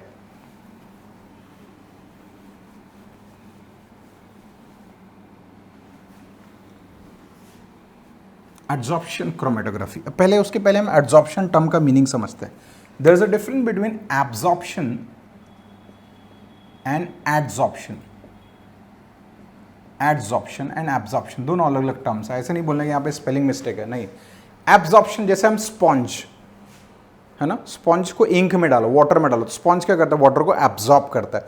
एब्जॉर्ब करना means to take in, to soak up, है ना। स्पॉन्ज इंक को एब्जॉर्ब करता है। एड्सॉर्प्शन मतलब होता है, एब्जॉर्प्शन का मतलब होता है टू टेक इन और टू सोक अप। एड्सॉर्प्शन का मतलब होता है टू कलेक्ट और डिपॉजिट, डिपॉजिट होना, कलेक्ट होना। एड्सॉर्प्शन में दो टर्म्स होते हैं, एक होता है एड्सॉर्बेंट, एक होता है एड्सॉर्बेट। ये दोनों टर्म का मीनिंग समझना बहुत इंपॉर्टेंट है। एड्सॉर्प्शन, एब्जॉर्प्शन तो ठीक है, अपने को नहीं पढ़ना है। एड्सॉर्प्शन मतलब होता है टू कलेक्ट, टू डिपॉजिट। इसमें दो टर्म होता है, एड्सॉर्बेंट एंड एड्सॉर्बेट। देखो जैसे ये बोर्ड है, बोर्ड के ऊपर मैंने इंक से लिखा हुआ है, देखो, तो बोर्ड हमारे लिए क्या? एड्सॉर्बेंट, जिसके ऊपर कलेक्ट होता है वो एड्सॉर्बेंट है, और जो एड्सॉर्ब हुआ, जो डिपॉजिट हुआ, वो एड्सॉर्बेट है। जैसे इंक, ये इंक क्या है? एड्सॉर्बेट, और ये बोर्ड क्या है? एड्सॉर्बेंट। जैसे तुम पेपर के ऊपर इंक पेन से लिखते हो, कोई भी पेन से लिखते हो, तो पेपर के ऊपर, पेपर क्या? एड्सॉर्बेंट, जो चीजों को कलेक्ट करता है, और इंक जो डिपॉजिट हुआ उसको हम क्या बोलेंगे? एड्सॉर्बेट। समझ में आ गया? Did you understand?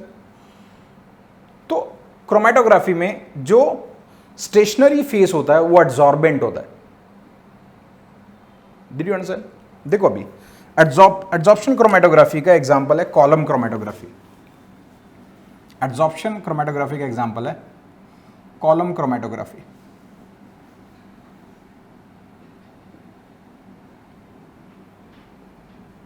Column chromatography में स्टेशनरी फेज होता है, either we use silica, silica gel. Silica मतलब SiO2, sand, which is white colour का पाउडर, वो सैंड वो वाला नहीं, सिलिका जेल। और we can use here alumina Al2O3. Alumina is aluminium oxide which is also white colour का powder Al2O3. इसमें से कोई भी एक यूज करते हैं, वो सॉलिड होते हैं. Alumina Al2O3 aluminium oxide, sand silica, उसका जेल बनाते हैं silica gel, that is stationary phase. And stationary phase क्या होता है मालूम है? एड्सॉर्बेंट का काम करता है, मतलब उसके ऊपर कोई आके डिपॉजिट होता है. एड्सॉर्बेंट मतलब which allows collection, which allows deposition. मैंने अभी बताया आपको, जैसे बोर्ड के ऊपर मैं इंक से लिख रहा हूं, तो ये बोर्ड हमारे लिए क्या? एड्सॉर्बेंट, जो अपने ऊपर डिपॉजिट करने को अलाउ करता है. और ये इंक जो कलेक्ट हुआ उसको क्या बोलेंगे? एड्सॉर्बेट. समझ में आ गया? तो कॉलम क्रोमेटोग्राफी में जो स्टेशनरी फेस होने वाला है सिलिका जेल और alumina, that one is acting as adsorbent. उसके ऊपर कोई तो डिपॉजिट होने वाला है. But silica gel, silica alumina दोनों कैसे होते हैं? पोलार. एक और पॉइंट याद रखो, ये दोनों कैसे होते हैं? पोलार. पोलर मतलब जैसे सिलिका है, सिलिका में बॉन्ड किसके बीच में? सिलिकॉन और ऑक्सीजन. ऑक्सीजन क्या होगा? माइनस. सिलिकॉन क्या होगा? Plus. Because oxygen is more electronegative than silicon. ये डेल्टा माइनस मतलब वेरी वेरी स्मॉल नेगेटिव, ये वेरी वेरी स्मॉल पॉजिटिव. तो मॉलिक्यूल कैसा हो गया? Polar. Silica and alumina they are polar molecule. ये पॉइंट भी याद रखना है अपने को. ठीक है, इतनी चीजें समझ में आ गई? क्लियर है सबको? आगे चलते हैं. देखो कॉलम क्रोमेटोग्राफी में अपन क्या करते हैं, देखो जरा, ये दिख रहा है एक ब्यूरेट जैसा दिख रहा है, इसको बोलते हैं ब्यूरेट. ग्लास का मटेरियल है, ब्यूरेट होता है. यहां पे ऐसे मार्किंग्स होती हैं. ठीक है, अब इसमें क्या करते हैं, ये ब्यूरेट में, जिसको हम कॉलम भी बोलते हैं, ये ग्लास का कंटेनर है. नीचे देखो टैप लगा हुआ है. ठीक है, यहां पे सबसे पहले क्या डालते हैं? यहां पे कॉटन प्लग डालते हैं, कॉटन प्लग, और ग्लास वुल. ग्लास वुल क्या करेगा? सपोर्ट सिस्टम यहां तक. ठीक है, यहां पे ग्लास वुल डाला. फिर इसके ऊपर क्या डालते हैं? थोड़ा सा सैंड डालते हैं. क्या डालते हैं? थोड़ा सा सैंड. फिर उसके अंदर क्या डालते हैं हम लोग? Stationary phase adsorbent. जैसे यहां पे मैंने क्या डाला? सिलिका, सिलिका डाला, और एल्यूमिना. दोनों में से कोई भी एक ले सकते हो. एल्यूमिना लिया. फिर इसके ऊपर थोड़ा सा ना, ओरिजिनल मेथड में यहां पे फिर और ऊपर थोड़ा सा सैंड डाल के रखते हैं. ये नीचे ऊपर दोनों, नीचे जो सैंड है वो सपोर्ट सिस्टम है. ये कॉटन प्लग क्यों डाला? नहीं तो ये पूरा सिलिका जो बहुत फाइन पाउडर होता है, निकल के बाहर चला जाएगा. फिर कॉटन की वजह से क्या होगा मालूम है? जो कंपोनेंट जिसको हम प्यूरिफाई करने वाले हैं, जो सैंपल डालेंगे, वो तो पास होना चाहिए. सिलिका जेल ना पास हो, बट दूसरा कंपोनेंट इसके अंदर से पास होना चाहिए. ठीक है, इसका दो काम है कॉटन प्लग का. सिलिका को बाहर जाने से रोकने के लिए. उसके ऊपर फिर सैंड क्यों डाल, नीचे ऊपर दोनों जगह सैंड क्यों डालते हैं? सिलिका जेल के नीचे और ऊपर, सो दैट यूनिफॉर्म डिस्ट्रीब्यूशन हो. नीचे भी थोड़ा सा सैंड रहता है, ऊपर भी सैंड रहता है, so that there is a uniform distribution of silica gel, पूरा अच्छे से स्प्रेड हो. ठीक है, समझ में आ गया? फिर इसके ऊपर क्या करते हैं? देखो एक बीकर लिया मैंने, इसके अंदर क्या डालते हैं? सॉल्वेंट. कैसा सॉल्वेंट लेंगे? जैसे सिलिका जेल पोलर है, तो यहां पे जो सॉल्वेंट होगा, ये सॉल्वेंट को इल्यूएंट भी बोलते हैं. Solvent is also called इल्यूएंट.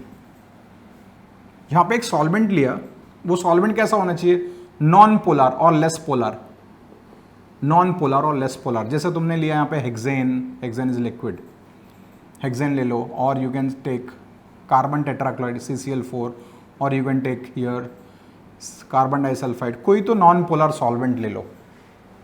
हाँ, ये सब लिक्विड्स है. ठीक है, सॉल्वेंट लिया. इसके अंदर ऐसा कोई कंपाउंड जिसके अंदर कंपोनेंट्स प्रेजेंट है ना, कोई तो सैंपल, कोई तो ऑर्गेनिक कंपाउंड जिसके अंदर इंप्योरिटी प्रेजेंट है कि नहीं, हमको पता करना है. वो सैंपल को सॉल्वेंट में डिसॉल्व किया अच्छे से.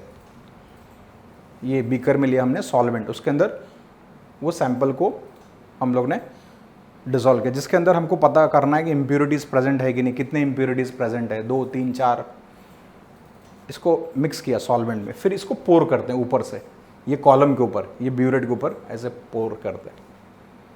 ये पोर किया तो क्या होगा? ये जो सैंपल के अंदर मिक्सचर ऑफ कंपोनेंट्स है वो क्या होंगे? स्प्रेड होंगे, ऐसे नीचे की तरफ मूव करेंगे. किसके ऊपर? सिलिका जेल के ऊपर. ठीक है, तो सिलिका जेल के ऊपर ऐसे मूव करेंगे. तो सिलिका जेल के ऊपर मूव करेंगे तो ऐसे आपको अलग अलग कलर बैंड्स दिखेंगे, अलग अलग कलर स्पॉट्स दिखेंगे. ये देखो, यहाँ पे आपको 3 कंपोनेंट दिख रहा है, ए बी सी, ये अलग अलग कलर के बैंड्स दिखेंगे। ये क्या, ये तो कंपोनेंट जो हमने पोर किया, सॉल्वेंट डाला, तो सॉल्वेंट जब नीचे की तरफ मूव करेगा तो सॉल्वेंट में क्या, हमने सैंपल लिया ऐसे ऑर्गेनिक कंपाउंड का which contains number of impurities, तो अलग अलग इम्प्यूरिटीज होंगी ना, तो ये जो कॉलम है इसके अंदर क्या लिया हमने, silica gel. Silica gel is going to act as adsorbent. ये क्या है, पोलर है। अब अंदर वाला कंपोनेंट पोलर भी हो सकता है, नॉन पोलर भी हो सकता है। किसके अंदर वाला कंपोनेंट, ये जो हमने सॉल्वेंट लिया था, समझो सॉल्वेंट मैंने लिया यहाँ पे हेक्सेन, और इसके अंदर मैंने कोई तो सैंपल डाला, सैंपल के अंदर बहुत सारे कंपोनेंट्स प्रेजेंट है, वो पोलर भी हो सकते हैं, नॉन पोलर भी हो सकते हैं। तो ये जब अंदर डालोगे तो ये नीचे की तरफ मूव करेंगे टुवर्ड्स ग्रेविटी, जिसका रेट ऑफ एड्सॉर्प्शन ज़्यादा होगा, मतलब जैसे जो ज़्यादा पोलर हुआ तो ऊपर ही एड्सॉर्ब हो जाएगा। जैसे ए वाला कंपोनेंट ये ऊपर कलेक्ट हो, मतलब इसका रेट ऑफ एड्सॉर्प्शन ज़्यादा है, इसके अंदर डिपॉजिट होने का चांसेस ज़्यादा है। क्यों, ये ज़्यादा हो सकता है, ये पोलर है, because silica is polar, like attracts like. तो ये वाला कंपोनेंट ऊपर एड्सॉर्ब हुआ, फिर बी वाला कंपोनेंट थोड़ा नीचे का, मतलब इसका रेट ऑफ एड्सॉर्प्शन कम है, जितना नीचे जाएगा उसका रेट ऑफ एड्सॉर्प्शन कम रहेगा, तो नीचे की तरफ जाएगा। तो ऐसे यहाँ पे 3 अलग अलग कलर बैंड्स दिखेंगे। इसका मतलब वो सैंपल में 3 कंपोनेंट पड़ेंगे, कभी भी 4 हो सकते हैं, 5 हो सकते हैं, तो अलग अलग ऐसे कलर बैंड्स दिखेंगे आपको। Did you understand? फिर उसको हम निकालेंगे कैसे, देखो, फिर इसके ऊपर और थोड़ा सॉल्वेंट डालो, वही सॉल्वेंट जिसके अंदर हमने सैंपल को मिक्स किया, थोड़ा और सॉल्वेंट डालो, तो ये कंपोनेंट निकल जाएंगे। एक कंटेनर में समझो सी आ गया, फिर दूसरा कंटेनर में बी आ जाएगा, तीसरा कंटेनर में तीसरा कंपोनेंट ए आ जाएगा। ऐसे करके हम तीनों कंपोनेंट्स को सेपरेट कर सकते हैं, because column chromatography use for separation and identification of a mix component present in a given mixture. इसका बहुत सारा यूज़ होता है, जैसे मेडिसिनल प्लांट है, उसके अंदर बहुत सारे इंपॉर्टेंट इंग्रेडिएंट्स, कंस्टिट्यूएंट्स प्रेजेंट होते हैं, तो हमको आइडेंटिफाई करना है कि 2 कंपोनेंट प्रेजेंट, 3 कंपोनेंट प्रेजेंट है, उसमें कॉलम क्रोमेटोग्राफी बहुत हेल्प करती है ना। बॉटनिकल प्लांट्स हैं, उसके अंदर बहुत सारे इंपॉर्टेंट कंस्टिट्यूएंट्स प्रेजेंट है, हमको आइडेंटिफाई करना है 2 कंपोनेंट है, 3 कंपोनेंट प्रेजेंट है, तो ये कॉलम लेते हैं, ये मेथड यूज़ करते हैं। इसमें क्या लिया, सिलिका जेल और एल्यूमिना विच आर पोलर, फिर एक बीकर में सॉल्वेंट लेते हैं which should be non polar, उसके अंदर वो सैंपल जो बॉटनिकल प्लांट से हमने निकाला है उसके अंदर डिजोल्व करके मिक्स करते हैं, फिर वो सैंपल को कॉलम में पोर कर देते हैं। ठीक है, पोर करोगे तो नीचे की तरफ मूव करेगा। उसके पहले मैंने बताया इसको अरेंज कैसे करते, नीचे कॉटन प्लग में से लिक्विड पास हो सके, सिलिका जेल पास ना हो सके, उसके ऊपर थोड़ा सैंड डालते हैं, बीच में सिलिका जेल, उसके ऊपर थोड़ा सा और सैंड डालते हैं, सो दैट सिलिका जेल का डिस्ट्रीब्यूशन प्रॉपर हो। फिर ऊपर से सैंपल पोर कर दो, तो उसके जो कंपोनेंट्स हैं इधर सिलिका जेल के ऊपर एड्सॉर्ब होंगे तो स्प्रेड होंगे, तो अलग अलग कलर बैंड्स दिखेंगे हमको। समझ में आ गया कैसा कलर बैंड दिखेगा? इसके आगे मैंने आपको वीडियो बनाया, देखो कॉलम क्रोमेटोग्राफी का वीडियो आपको दिखेगा, उसमें मैंने जो भी एक्सप्लेन किया वो सब चीज़ें आप अच्छे से समझ पाओगे वीडियो में। इसके आगे अभी आप वीडियो देखो तो आपको समझ पाएगा कि कॉलम क्रोमेटोग्राफी में चीज़ें कैसे होती हैं। एक एनिमेटेड वीडियो है जो आपको अच्छी तरह से ये सारी चीज़ें समझाएगी जो मैंने आपको बताया। देखो स्टूडेंट्स, कॉलम क्रोमेटोग्राफी एक एड्सॉर्प्शन क्रोमेटोग्राफी है। अब उसके लिए हम एक स्टेशनरी फेस लेंगे। स्टेशनरी फेस क्या होता है, सिलिका और एल्यूमिना। अब उसके लिए हम लोग ने एक ब्यूरेट लिया, ब्यूरेट में कॉटन प्लग डाला नीचे, उसके ऊपर सैंड डाला, पाउडर्ड सैंड। अब उसके ऊपर हम क्या डाल रहे हैं, देखो अभी ये ब्लू कलर का आएगा जिसको हम क्या बोलेंगे, सिलिका। ये देखो ये ब्लू कलर का जो दिख रहा है ये क्या है, सिलिका जेल, और एल्यूमिना भी ले सकते हैं। उसके ऊपर फिर से अभी सैंड डालेंगे for uniform distribution of silica gel. Silica gel is acting as stationary phase. अब ऊपर जो सैंपल जिसके मिक्सचर को हमको आइडेंटिफाई करना, सेपरेट करना है, एक सूटेबल सॉल्वेंट में मिक्स करके लेते हैं। जैसे कि ऊपर आपको एक बीकर में दिख रहा है, अब वो हमने इसके ऊपर पोर किया, that is your sample containing suitable solvent. ठीक है, यहाँ पे अलग अलग रेट पे एड्सॉर्ब होगा, 3 अलग अलग कलर दिखेंगे आपको। जो फास्ट एड्सॉर्ब होगा ऊपर ही एड्सॉर्ब होगा, जिसका रेट ऑफ एड्सॉर्प्शन स्लो है नीचे होगा। ऐसे 3 कंपोनेंट सेपरेट हो रहे हैं अलग अलग कलर के, ये सेकेंड वाला और ये थर्ड वाला सेपरेट हो गया। नाउ नेक्स्ट क्रोमेटोग्राफी पे आते हैं। एड्सॉर्प्शन क्रोमेटोग्राफी जैसे मैंने आपको बताया 2 टाइप का होता है, column chromatography and thin layer chromatography. देखो thin layer chromatography is used for identification as well as for separation of components present in a given sample. देखो अभी थिन लेयर क्रोमेटोग्राफी में क्या होती है, टीएलसी जिसको हम बोलते हैं शॉर्ट में, इसमें एक ग्लास प्लेट लेते हैं जिसको आप स्लाइड भी बोलते हो, ग्लास प्लेट। ये ग्लास प्लेट है जिसको तुम स्लाइड भी बोल सकते हो। इसके ऊपर पूरा ग्लास प्लेट के ऊपर, ठीक है, फ्रॉम ये देखो ये एंड से लेके ये एंड तक there is a coating of either silica gel और alumina which is white powder, एकदम वाइट कलर का पाउडर होता है। उसका एक सूटेबल सॉल्वेंट में क्या करते हैं, एक स्लरी जैसा बनाते हैं, पेस्ट जैसा बनाते हैं, और इसके ऊपर पूरा ग्लास प्लेट के ऊपर कोटिंग कर देते हैं, वाइट कोटिंग दिखेगी आपको। फिर थोड़ा उसको ड्राई करो। ड्राई होने के बाद एक thin layer of silica gel और एल्यूमिना ऊपर दिखेगा। ये दोनों में से कोई भी एक ले सकते हो, दोनों नहीं, ठीक है। अब ये हमारा बन गया क्रोमेटोग्राम। अब विद द हेल्प ऑफ एक रूलर लो, 2 सेंटीमीटर और 4 सेंटीमीटर के गैप पे एक लाइन ड्रॉ करो पेंसिल से। ये लाइन को हम क्या बोलते हैं मालूम है, बेस लाइन।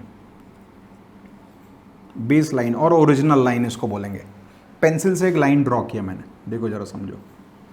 फिर यहाँ पे पेंसिल से एक स्पॉट बनाया, तुम चाहिए तो 4 स्पॉट भी बना सकते हो डिपेंडिंग अपॉन कितना सैंपल डिटेक्ट करना। मैंने यहाँ पे एक स्पॉट बनाया। ये स्पॉट को क्या बोलते हैं मालूम है, sample spot. Sample spot pencil से ही ये किया, ये लाइन भी पेंसिल से ड्रॉ किया, स्पॉट भी पेंसिल से ड्रॉ किया, ठीक है। इतनी चीजें किया, ये हमारा थिन लेयर क्रोमेटोग्राम डेवलप हो गया। अब क्या करेंगे, जैसे एक सैंपल है, समझो प्लांट का एक्सट्रैक्ट लिया तुमने, बॉटनिकल प्लांट है, प्लांट एक्सट्रैक्ट। इसके अंदर बहुत सारे कंपोनेंट्स प्रेजेंट है। अब मैं क्या लूंगा, ये प्लांट एक्सट्रैक्ट के अंदर एक सूटेबल सॉल्वेंट डालेंगे, कोई तो ऑर्गेनिक सॉल्वेंट डालो। जैसे सिलिका पोलर है तो सॉल्वेंट कैसा होना चाहिए, नॉन पोलर और लेस पोलर। सॉल्वेंट कैसे लिया मैंने, नॉन पोलर लिया। जैसे मैंने कार्बन टेट्राक्लोराइड लिया और हेक्सेन ले लिया, और चाहिए आइसोप्रोपाइल अल्कोहल ले लो। कोई तो ऐसा सॉल्वेंट लो जो isopropyl alcohol is less polar. कोई तो ऐसा सॉल्वेंट लो, CCl4, hexane, isopropyl alcohol, ethanol. कोई तो ऑर्गेनिक सॉल्वेंट यहाँ पे होना चाहिए। ऑर्गेनिक सॉल्वेंट को प्लांट एक्सट्रैक्ट में डाल के ऐसे मिक्सचर बना लिया। और तुम क्या कर सकते हो, ये जो सॉल्वेंट है, ठीक है, यस, प्लांट एक्सट्रैक्ट में मिक्स करो, एक मिक्सचर बन गया। अब यहां से क्या करो, with the help of capillary tube भी ले सकते हो, या कोई तो ऐसे कंटेनर ले लो, यहां से थोड़ा सा ड्रॉप निकालो, फ्यू ड्रॉप्स निकालो, और ये स्पॉट के ऊपर स्प्रे करो। कैपिलरी ट्यूब से भी कर सकते हो। फ्यू ड्रॉप्स निकाला, इसके ऊपर ऐसे स्प्रे किया मैंने, ये स्पॉट के ऊपर, ठीक है। इतनी चीज़ें हो गई, सैंपल को हमने स्प्रे कर दिया। अब एक यहाँ पे ये देखो, ये दिख रहा है, इसको हम बोलते हैं एक बड़ा सा जार है, इसको हम क्रोमेटोग्राफिक चैम्बर भी बोलते हैं। इसमें क्या करते हैं, ये थिन लेयर क्रोमेटोग्राम, इसको थोड़ा सा हैंग करते हैं यहाँ पे ऐसे, इसको हैंग करने के लिए अरेंजमेंट होता है। और नीचे क्या डाल के रखते हैं, सॉल्वेंट। कौन सा सॉल्वेंट, जो यहाँ पे लिया हमने।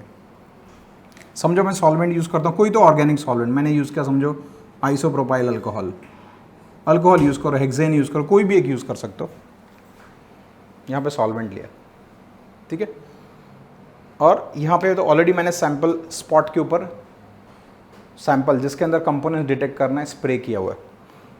तो इसको यहाँ पे ये सॉल्वेंट के अंदर थोड़ा सा डिप करके रखते हैं। डिप करते हैं मतलब ये जो बेस लाइन है, ये जो बेस लाइन है, नीचे जो सॉल्वेंट है उसको टच करनी चाहिए, जैसा कि यहाँ पे दिख रहा है तुमको।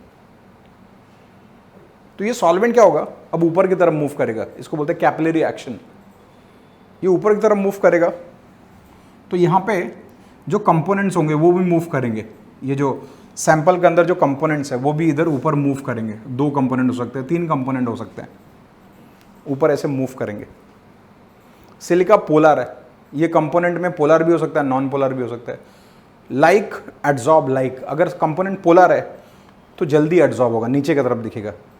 जो नॉन पोलर है वो ऊपर जाएगा, मतलब जिसका रेट ऑफ एड्जॉर्प्शन स्लो है। अलग अलग गैप पे कंपोनेंट्स क्यों दिख रहे हैं, बिकॉज उनके रेट ऑफ एड्जॉर्प्शन अलग अलग है। जो जल्दी एब्जॉर्ब होगा वो नजदीक ही एब्जॉर्ब होगा, बेस लाइन के नजदीक एब्जॉर्ब होगा। जिसका रेट ऑफ एब्जॉर्प्शन फास्ट है वो जल्दी एब्जॉर्ब होगा, बेस लाइन के नजदीक रहेगा। जिसका रेट ऑफ एब्जॉर्प्शन स्लो है वो दूर जाएगा, बेस लाइन से दूर जाएगा। ठीक है, फिर ये थिन लेयर क्रोमेटोग्राफी को बाहर निकालो। आफ्टर सम टाइम इसको बाहर निकाल लो, थोड़ा सा ड्राई करो। कभी कभी नहीं दिखता तो यूवी लाइट पास करो ऊपर से।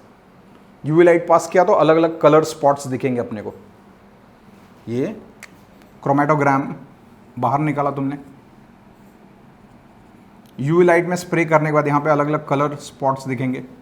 पेंसिल से सर्कल करो, समझो सॉल्वेंट यहाँ तक मूव किया है, ये पेंसिल से समझो सॉल्वेंट यहाँ तक गया है, इसको हम क्या बोलेंगे, एंड लाइन, और सॉल्वेंट लाइन इसको बोलेंगे सॉल्वेंट लाइन। ठीक है, ये क्या है, बेस लाइन और ओरिजिनल लाइन, ओरिजिनल लाइन और बेस लाइन इसको बोलेंगे। सॉल्वेंट यहाँ तक ट्रेवल किया आपको दिखेगा। ठीक है, और ये क्या, ये स्पॉट्स क्या है, अलग अलग कंपोनेंट जो सैंपल में प्रेजेंट है।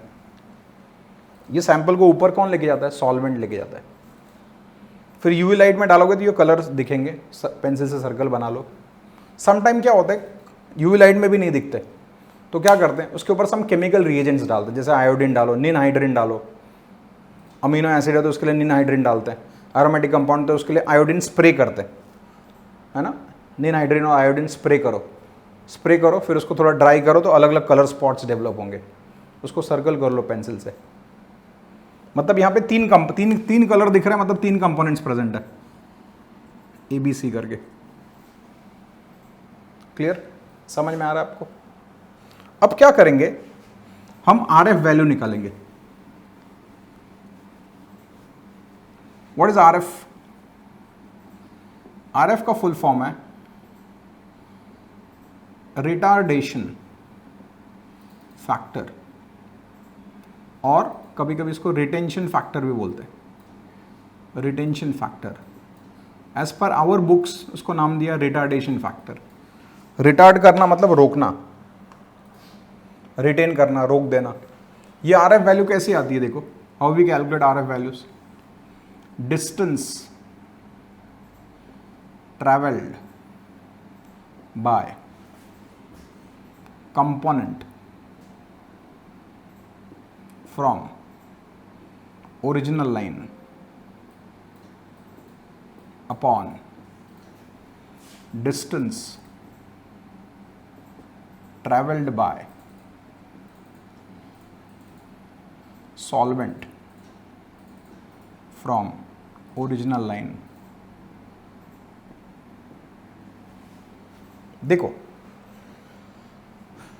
अब इसको हम रूलर से इसको मेजर करते हैं। जैसे ओरिजिनल लाइन से यहां तक का डिस्टेंस, ये सॉल्वेंट का डिस्टेंस समझो ये y है। ये ओरिजिनल लाइन से ये जो a कंपोनेंट प्रेजेंट है, ये डिस्टेंस समझो x है। तो ये सॉल्वेंट, ये कंपोनेंट A का RF वैल्यू क्या होगा, फॉर्मूला क्या, distance travelled by component from the original line. इसने कितना डिस्टेंस ट्रेवल्ड किया, x, और ये सॉल्वेंट का डिस्टेंस कितना, y। तो इसका A का RF वैल्यू क्या होगा, x बाय y। अगर मैं समझो ये डिस्टेंस है 2 सेंटीमीटर का, और ये वाला डिस्टेंस है y हमारा 10 सेंटीमीटर का है, तो RF क्या होगा, RF ऑफ कंपोनेंट A क्या होगा बोलो, ये कितना है 2 सेंटीमीटर का, ये पूरा डिस्टेंस कितना है 10 सेंटीमीटर, कितना हो गया 0.2।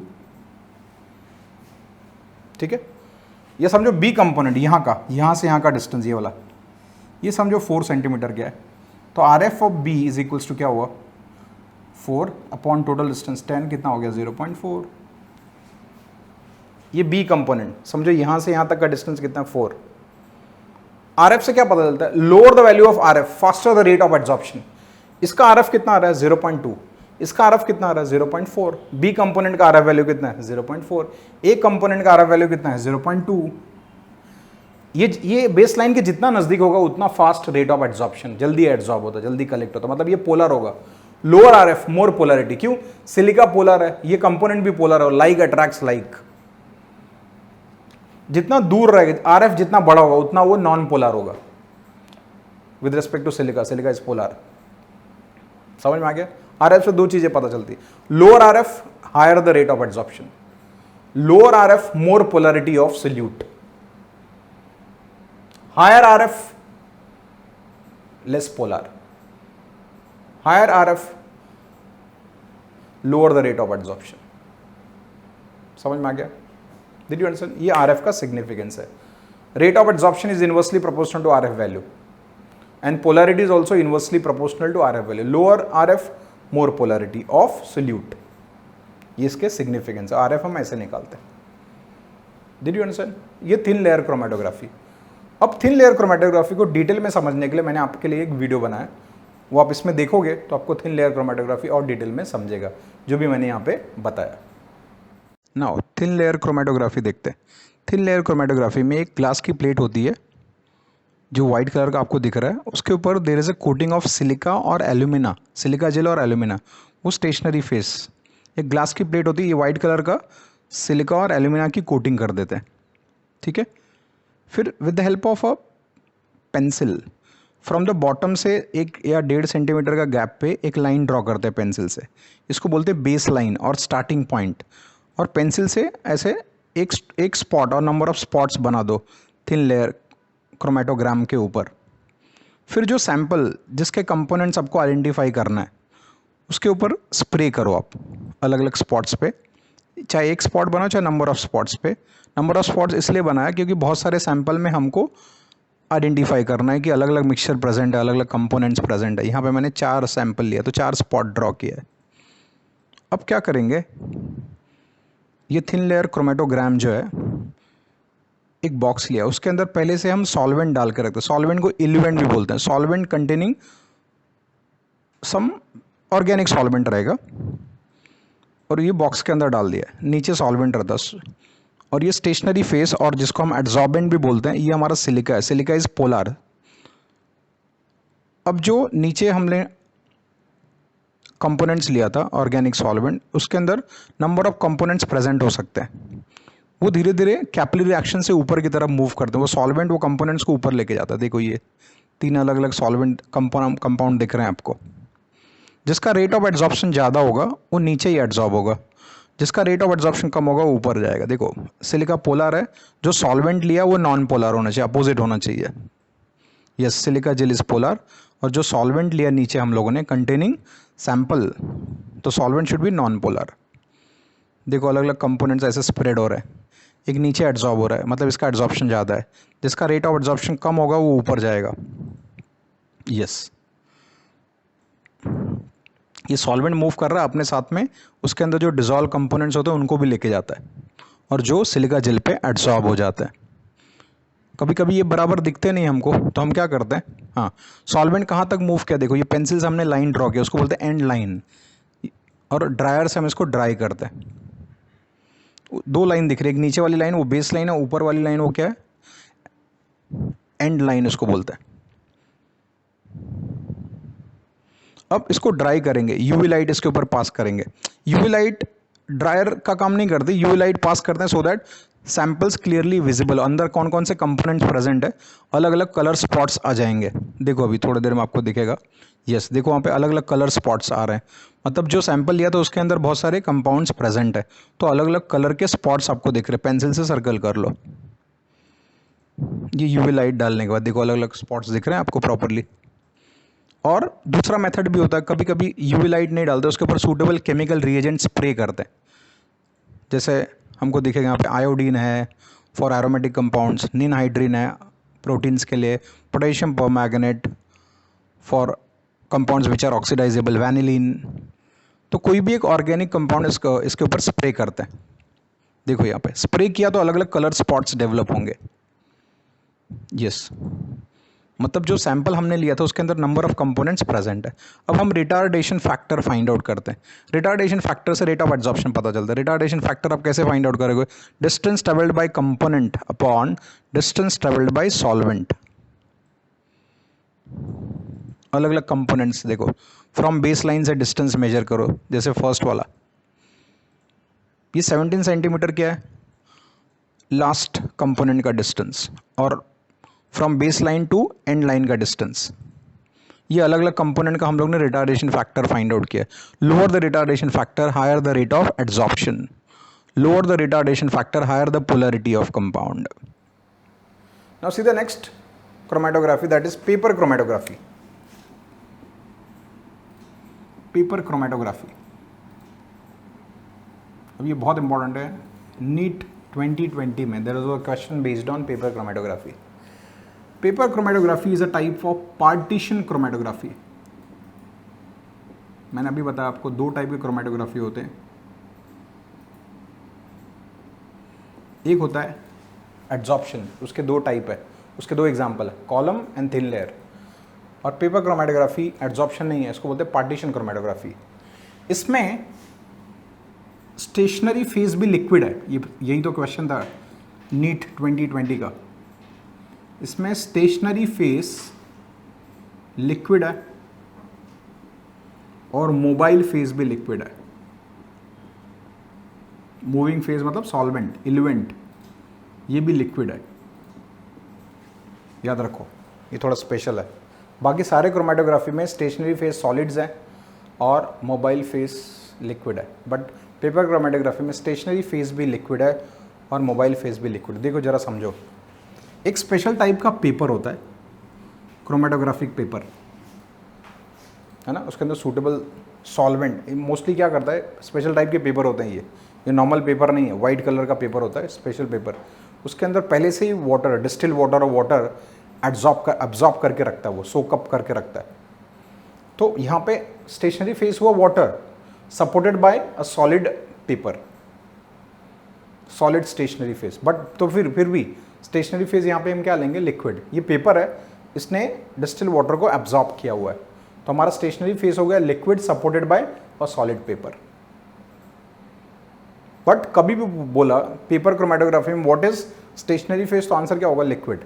एक स्पेशल टाइप के पेपर्स होते हैं, नॉर्मल पेपर नहीं कि बुक से पेपर फाड़ दिया और वो पेपर क्रोमेटोग्राफी बन गया. स्पेशल टाइप के पेपर्स बनाए जाते हैं और उसके अंदर डिस्टिल वाटर को एब्जॉर्ब करा जाता है और उसको ड्राई करते हैं, तो ये पेपर क्रोमेटोग्राफी बन जाता है. ठीक है. अब उसके बाद क्या करते हैं, ये पेपर क्रोमेटोग्राफी आपने लिया, पेपर लिया, इसके ऊपर बाकी इसका फंक्शन ना थिन लेयर क्रोमेटोग्राफी जैसा ही होता है. खाली थिन लेयर क्रोमेटोग्राफी में सिलिकॉन जेल एब्जॉर्ब होता है, यहाँ पे ऐसा कुछ नहीं होता है.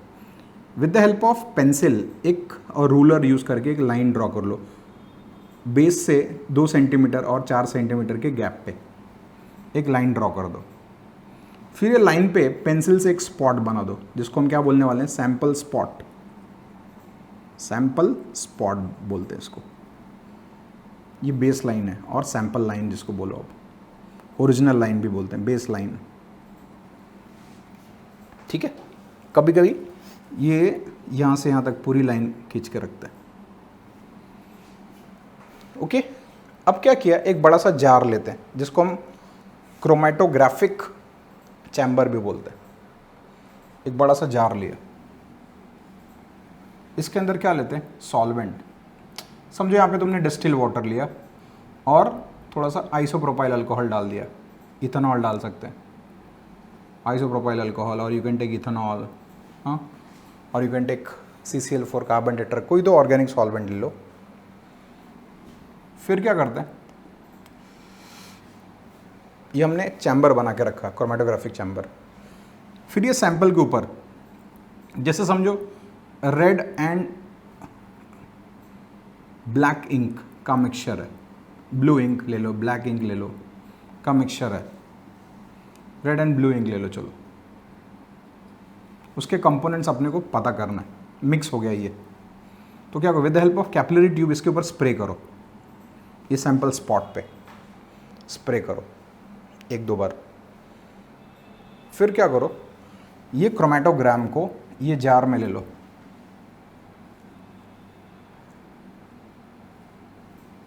हम लोग मेक श्योर करेंगे कि ये जो बेस लाइन है वहाँ तक सॉल्वेंट टच करे. ठीक है. फिर क्या होगा,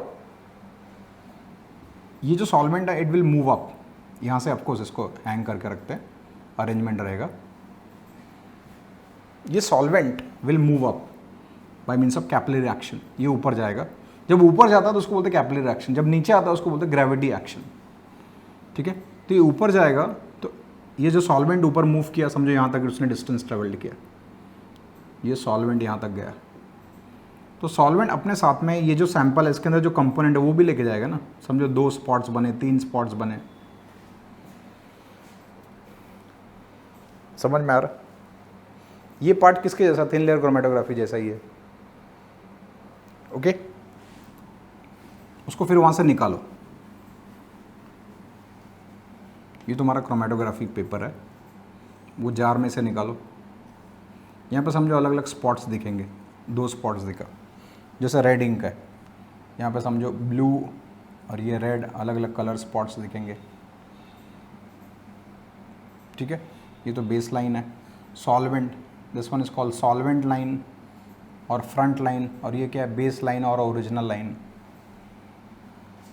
ऐसे 2 स्पॉट्स दिख रहे हैं, बराबर। एक्चुअली क्या होता है, पार्टीशन इसको इसलिए नाम दिया, ये देखो ये पेपर के ऊपर भी लिक्विड है, डिस्टिल वाटर, और ये सॉल्वेंट, ऑर्गेनिक सॉल्वेंट ऊपर जा रहा है। तो कंपोनेंट ऑर्गेनिक सॉल्वेंट में उसकी सॉल्युबिलिटी अलग होगी, वाटर में सॉल्युबिलिटी अलग होगी। तो ये जो रेट ऑफ एब्जॉर्प्शन अलग अलग है, there is a gap of solubility between water and that organic solvent, उसको बोलते हैं पार्टीशन, गैप। तो ये गैप की वजह से वो अलग अलग डिस्टेंस पे मूव करते हैं। जैसे यहाँ पे ब्लू लिक्विड है, ब्लू कंपोनेंट है, ये रेड कंपोनेंट है। फिर हम क्या फाइंड आउट करेंगे, RF. What is RF? Retardation factor. Same distance travelled by component upon distance travelled by solvent. जैसे यहाँ से यहाँ तक का डिस्टेंस कितना, x, एंड सॉल्वेंट ने कितना डिस्टेंस ट्रेवल किया, समझो y। तो distance travelled by solute that is x, distance travelled by solvent that is y। समझो अगर x का वैल्यू कितना है, यहाँ पे तुमने मेजर किया रूलर से, ये समझो आ गया अपना 2 सेंटीमीटर, ये है 10 सेंटीमीटर, तो ये क्या हो जाएगा 2/10, कितना हो गया 0.2, है ना, centimetre upon centimetre. RF is just a number. ये पेपर क्रोमेटोग्राफी समझ में आ गया। पेपर क्रोमेटोग्राफी जैसे इंक के मिक्सचर को सेपरेट करने के लिए हम यूज़ करते हैं, आइडेंटिफाई करने के लिए यूज़ करते हैं। और जैसे स्पिनच लीव्स ले लो, उसके अंदर बहुत सारे कंपोनेंट प्रेजेंट, उसका एक्सट्रैक्ट बनाओ, और उसको भी पेपर क्रोमेटोग्राफी से हम आइडेंटिफाई कर सकते हैं, सेपरेट कर सकते हैं। वो कैसे करते हैं, इसके ऊपर मैंने एक वीडियो बनाया, आप वीडियो देखोगे तो अच्छे से समझ जाओगे paper chromatography. Let's see the video of paper chromatography. Now let's C paper chromatography. जैसा कि हम लोग पेपर क्रोमेटोग्राफी यहाँ पे यूज़ कर रहे हैं, एक टाइप का पार्टीशन क्रोमेटोग्राफी है। यहाँ पे हम इसको यूज़ करते हैं to separate the components of red and blue ink. उसके लिए हमने लिया रेड एंड ब्लू इंक का mixture, distil water and isopropyl alcohol which is acting as a solvent. Paper chromatogram और स्पेशल टाइप का पेपर होता है।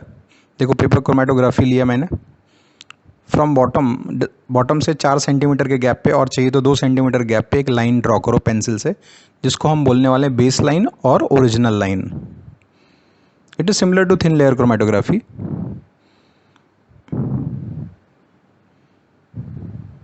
अब हम क्या करेंगे, रेड और ब्लू इंक का मिक्सचर में से with the help of capillary tube थोड़ा सा ये mixture, red and blue ink का मिक्सचर, इसके ऊपर स्प्रे करो एक स्पॉट पे।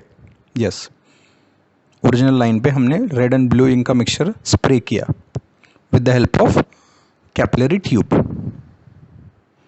ये दिख रहा है आपको? ओके।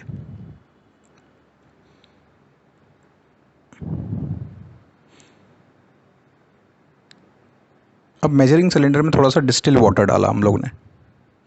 अब ये डिस्टिल वाटर को हम एक क्रोमेटोग्राफिक चैम्बर में डालते हैं।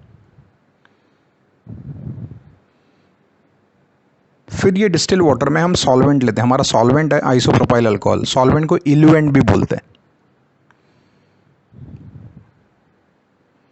आइसोप्रोपाइल अल्कोहल लिया, अब इसको आइसोप्रोपाइल अल्कोहल को हम क्रोमेटोग्राफिक चैम्बर में डाल दिया, डिस्टिल वाटर और अल्कोहल को मिक्स कर दिया, which is going to act as a solvent हमारे लिए, eluent. Solvent is also called eluent. अब यहाँ पे हमने क्रोमेटोग्राफी पेपर डाला जिसके ऊपर blue and red ink spray किया हुआ है with the by means of capillary action. ये सॉल्वेंट देखो, उसका बॉटम पोर्शन सॉल्वेंट में थोड़ा डीप रहना चाहिए। आफ्टर सर्टेन टाइम हमको दिखेगा ये जो सॉल्वेंट है ऊपर मूव करेगा, तो रेड एंड ब्लू इंक का जो मिक्सचर, उसके अंदर जो भी कंपोनेंट्स प्रेजेंट है, जो मिक्सचर है, देखो ये मूव कर रहे हैं ऊपर, एक रेड लाइन नीचे है, ब्लू लाइन ऊपर है।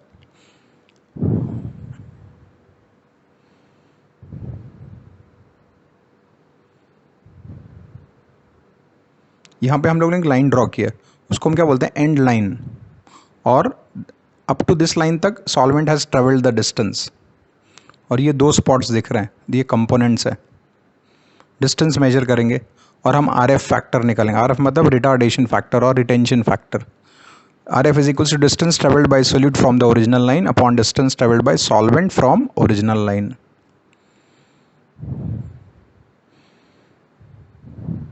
जैसे ब्लू इंक है, रेड इंक है, उसका जो स्पॉट्स है उसका डिस्टेंस डालो, नीचे सॉल्वेंट का डिस्टेंस डालो, ये देखो आपको आर एफ वैल्यू मिलेगा। Lower the R F, higher the rate of adsorption.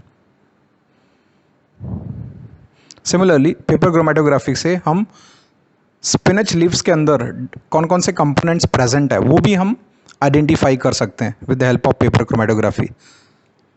यहाँ पे हमने लिया स्पिनच लीव का एक्सट्रैक्ट, डिस्टिल्ड वाटर और isopropyl alcohol as a solvent. Take another paper chromatogram, repeat the same procedure from the bottom at a distance of 4 centimetre. एक base line draw करो,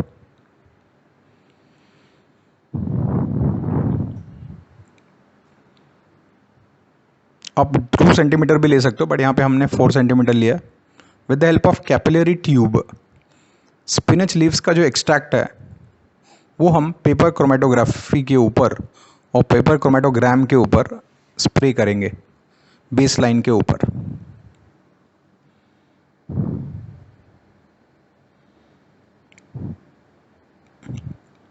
ठीक है, ये स्प्रे कर दिया हमने। अब हम क्या करेंगे, ये क्रोमेटोग्राम को उसके पहले डिस्टिल वाटर लेते हैं एक मेजरिंग सिलेंडर में और उसको हम पोर करेंगे क्रोमेटोग्राफिक चैम्बर के अंदर। ये देखो हमने पोर कर दिया। अब आइसोप्रोपाइल अल्कोहल भी लेंगे मेजरिंग सिलेंडर में which is going to act as a solvent, और इसको भी हम पोर करेंगे क्रोमेटोग्राफिक चैम्बर के अंदर। ये देखो हम स्प्रे कर रहे हैं। अब डिस्टिल्ड वाटर और इसको मिक्स कर देते हैं आइसोप्रोपाइल अल्कोहल को। अब क्रोमेटोग्राफिक पेपर को लेके आएंगे और ये क्रोमेटोग्राफिक चैम्बर के अंदर हमने इसको इमर्स कर दिया। उसका बॉटम सॉल्वेंट को टच करना चाहिए। आफ्टर सर्टेन टाइम में हमको दिखेगा अलग अलग कलर स्पॉट्स डेवलप होंगे पेपर क्रोमेटोग्राम के ऊपर। देखो ये ब्लू, थोड़ा ग्रीन, लाइट येलो, अलग अलग ऐसे 4 कलर के स्पॉट्स आपको दिख रहे हैं। थोड़ा ड्राई करो और क्लियर हो जाएगा। पेंसिल से वो कलर स्पॉट्स को सर्कल कर लेते हैं। ये देखो, ये जो लाइन ड्रॉ किया ये एंड लाइन है, डिस्टेंस ट्रेवल्ड बाय सॉल्वेंट है। ये 4 अलग अलग कलर आपको दिख रहे हैं, देखो ये। अब हम क्या निकालेंगे, आर एफ, रिटार्डेशन फैक्टर और retention factor. Rate of adsorption is inversely proportional to RF value.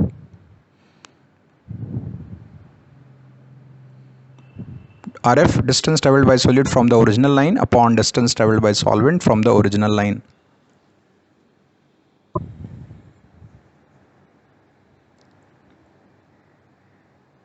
अभी RF वैल्यूज तुम्हारे सामने है। स्पिनच के अंदर ये अलग अलग कंपोनेंट्स प्रेजेंट है।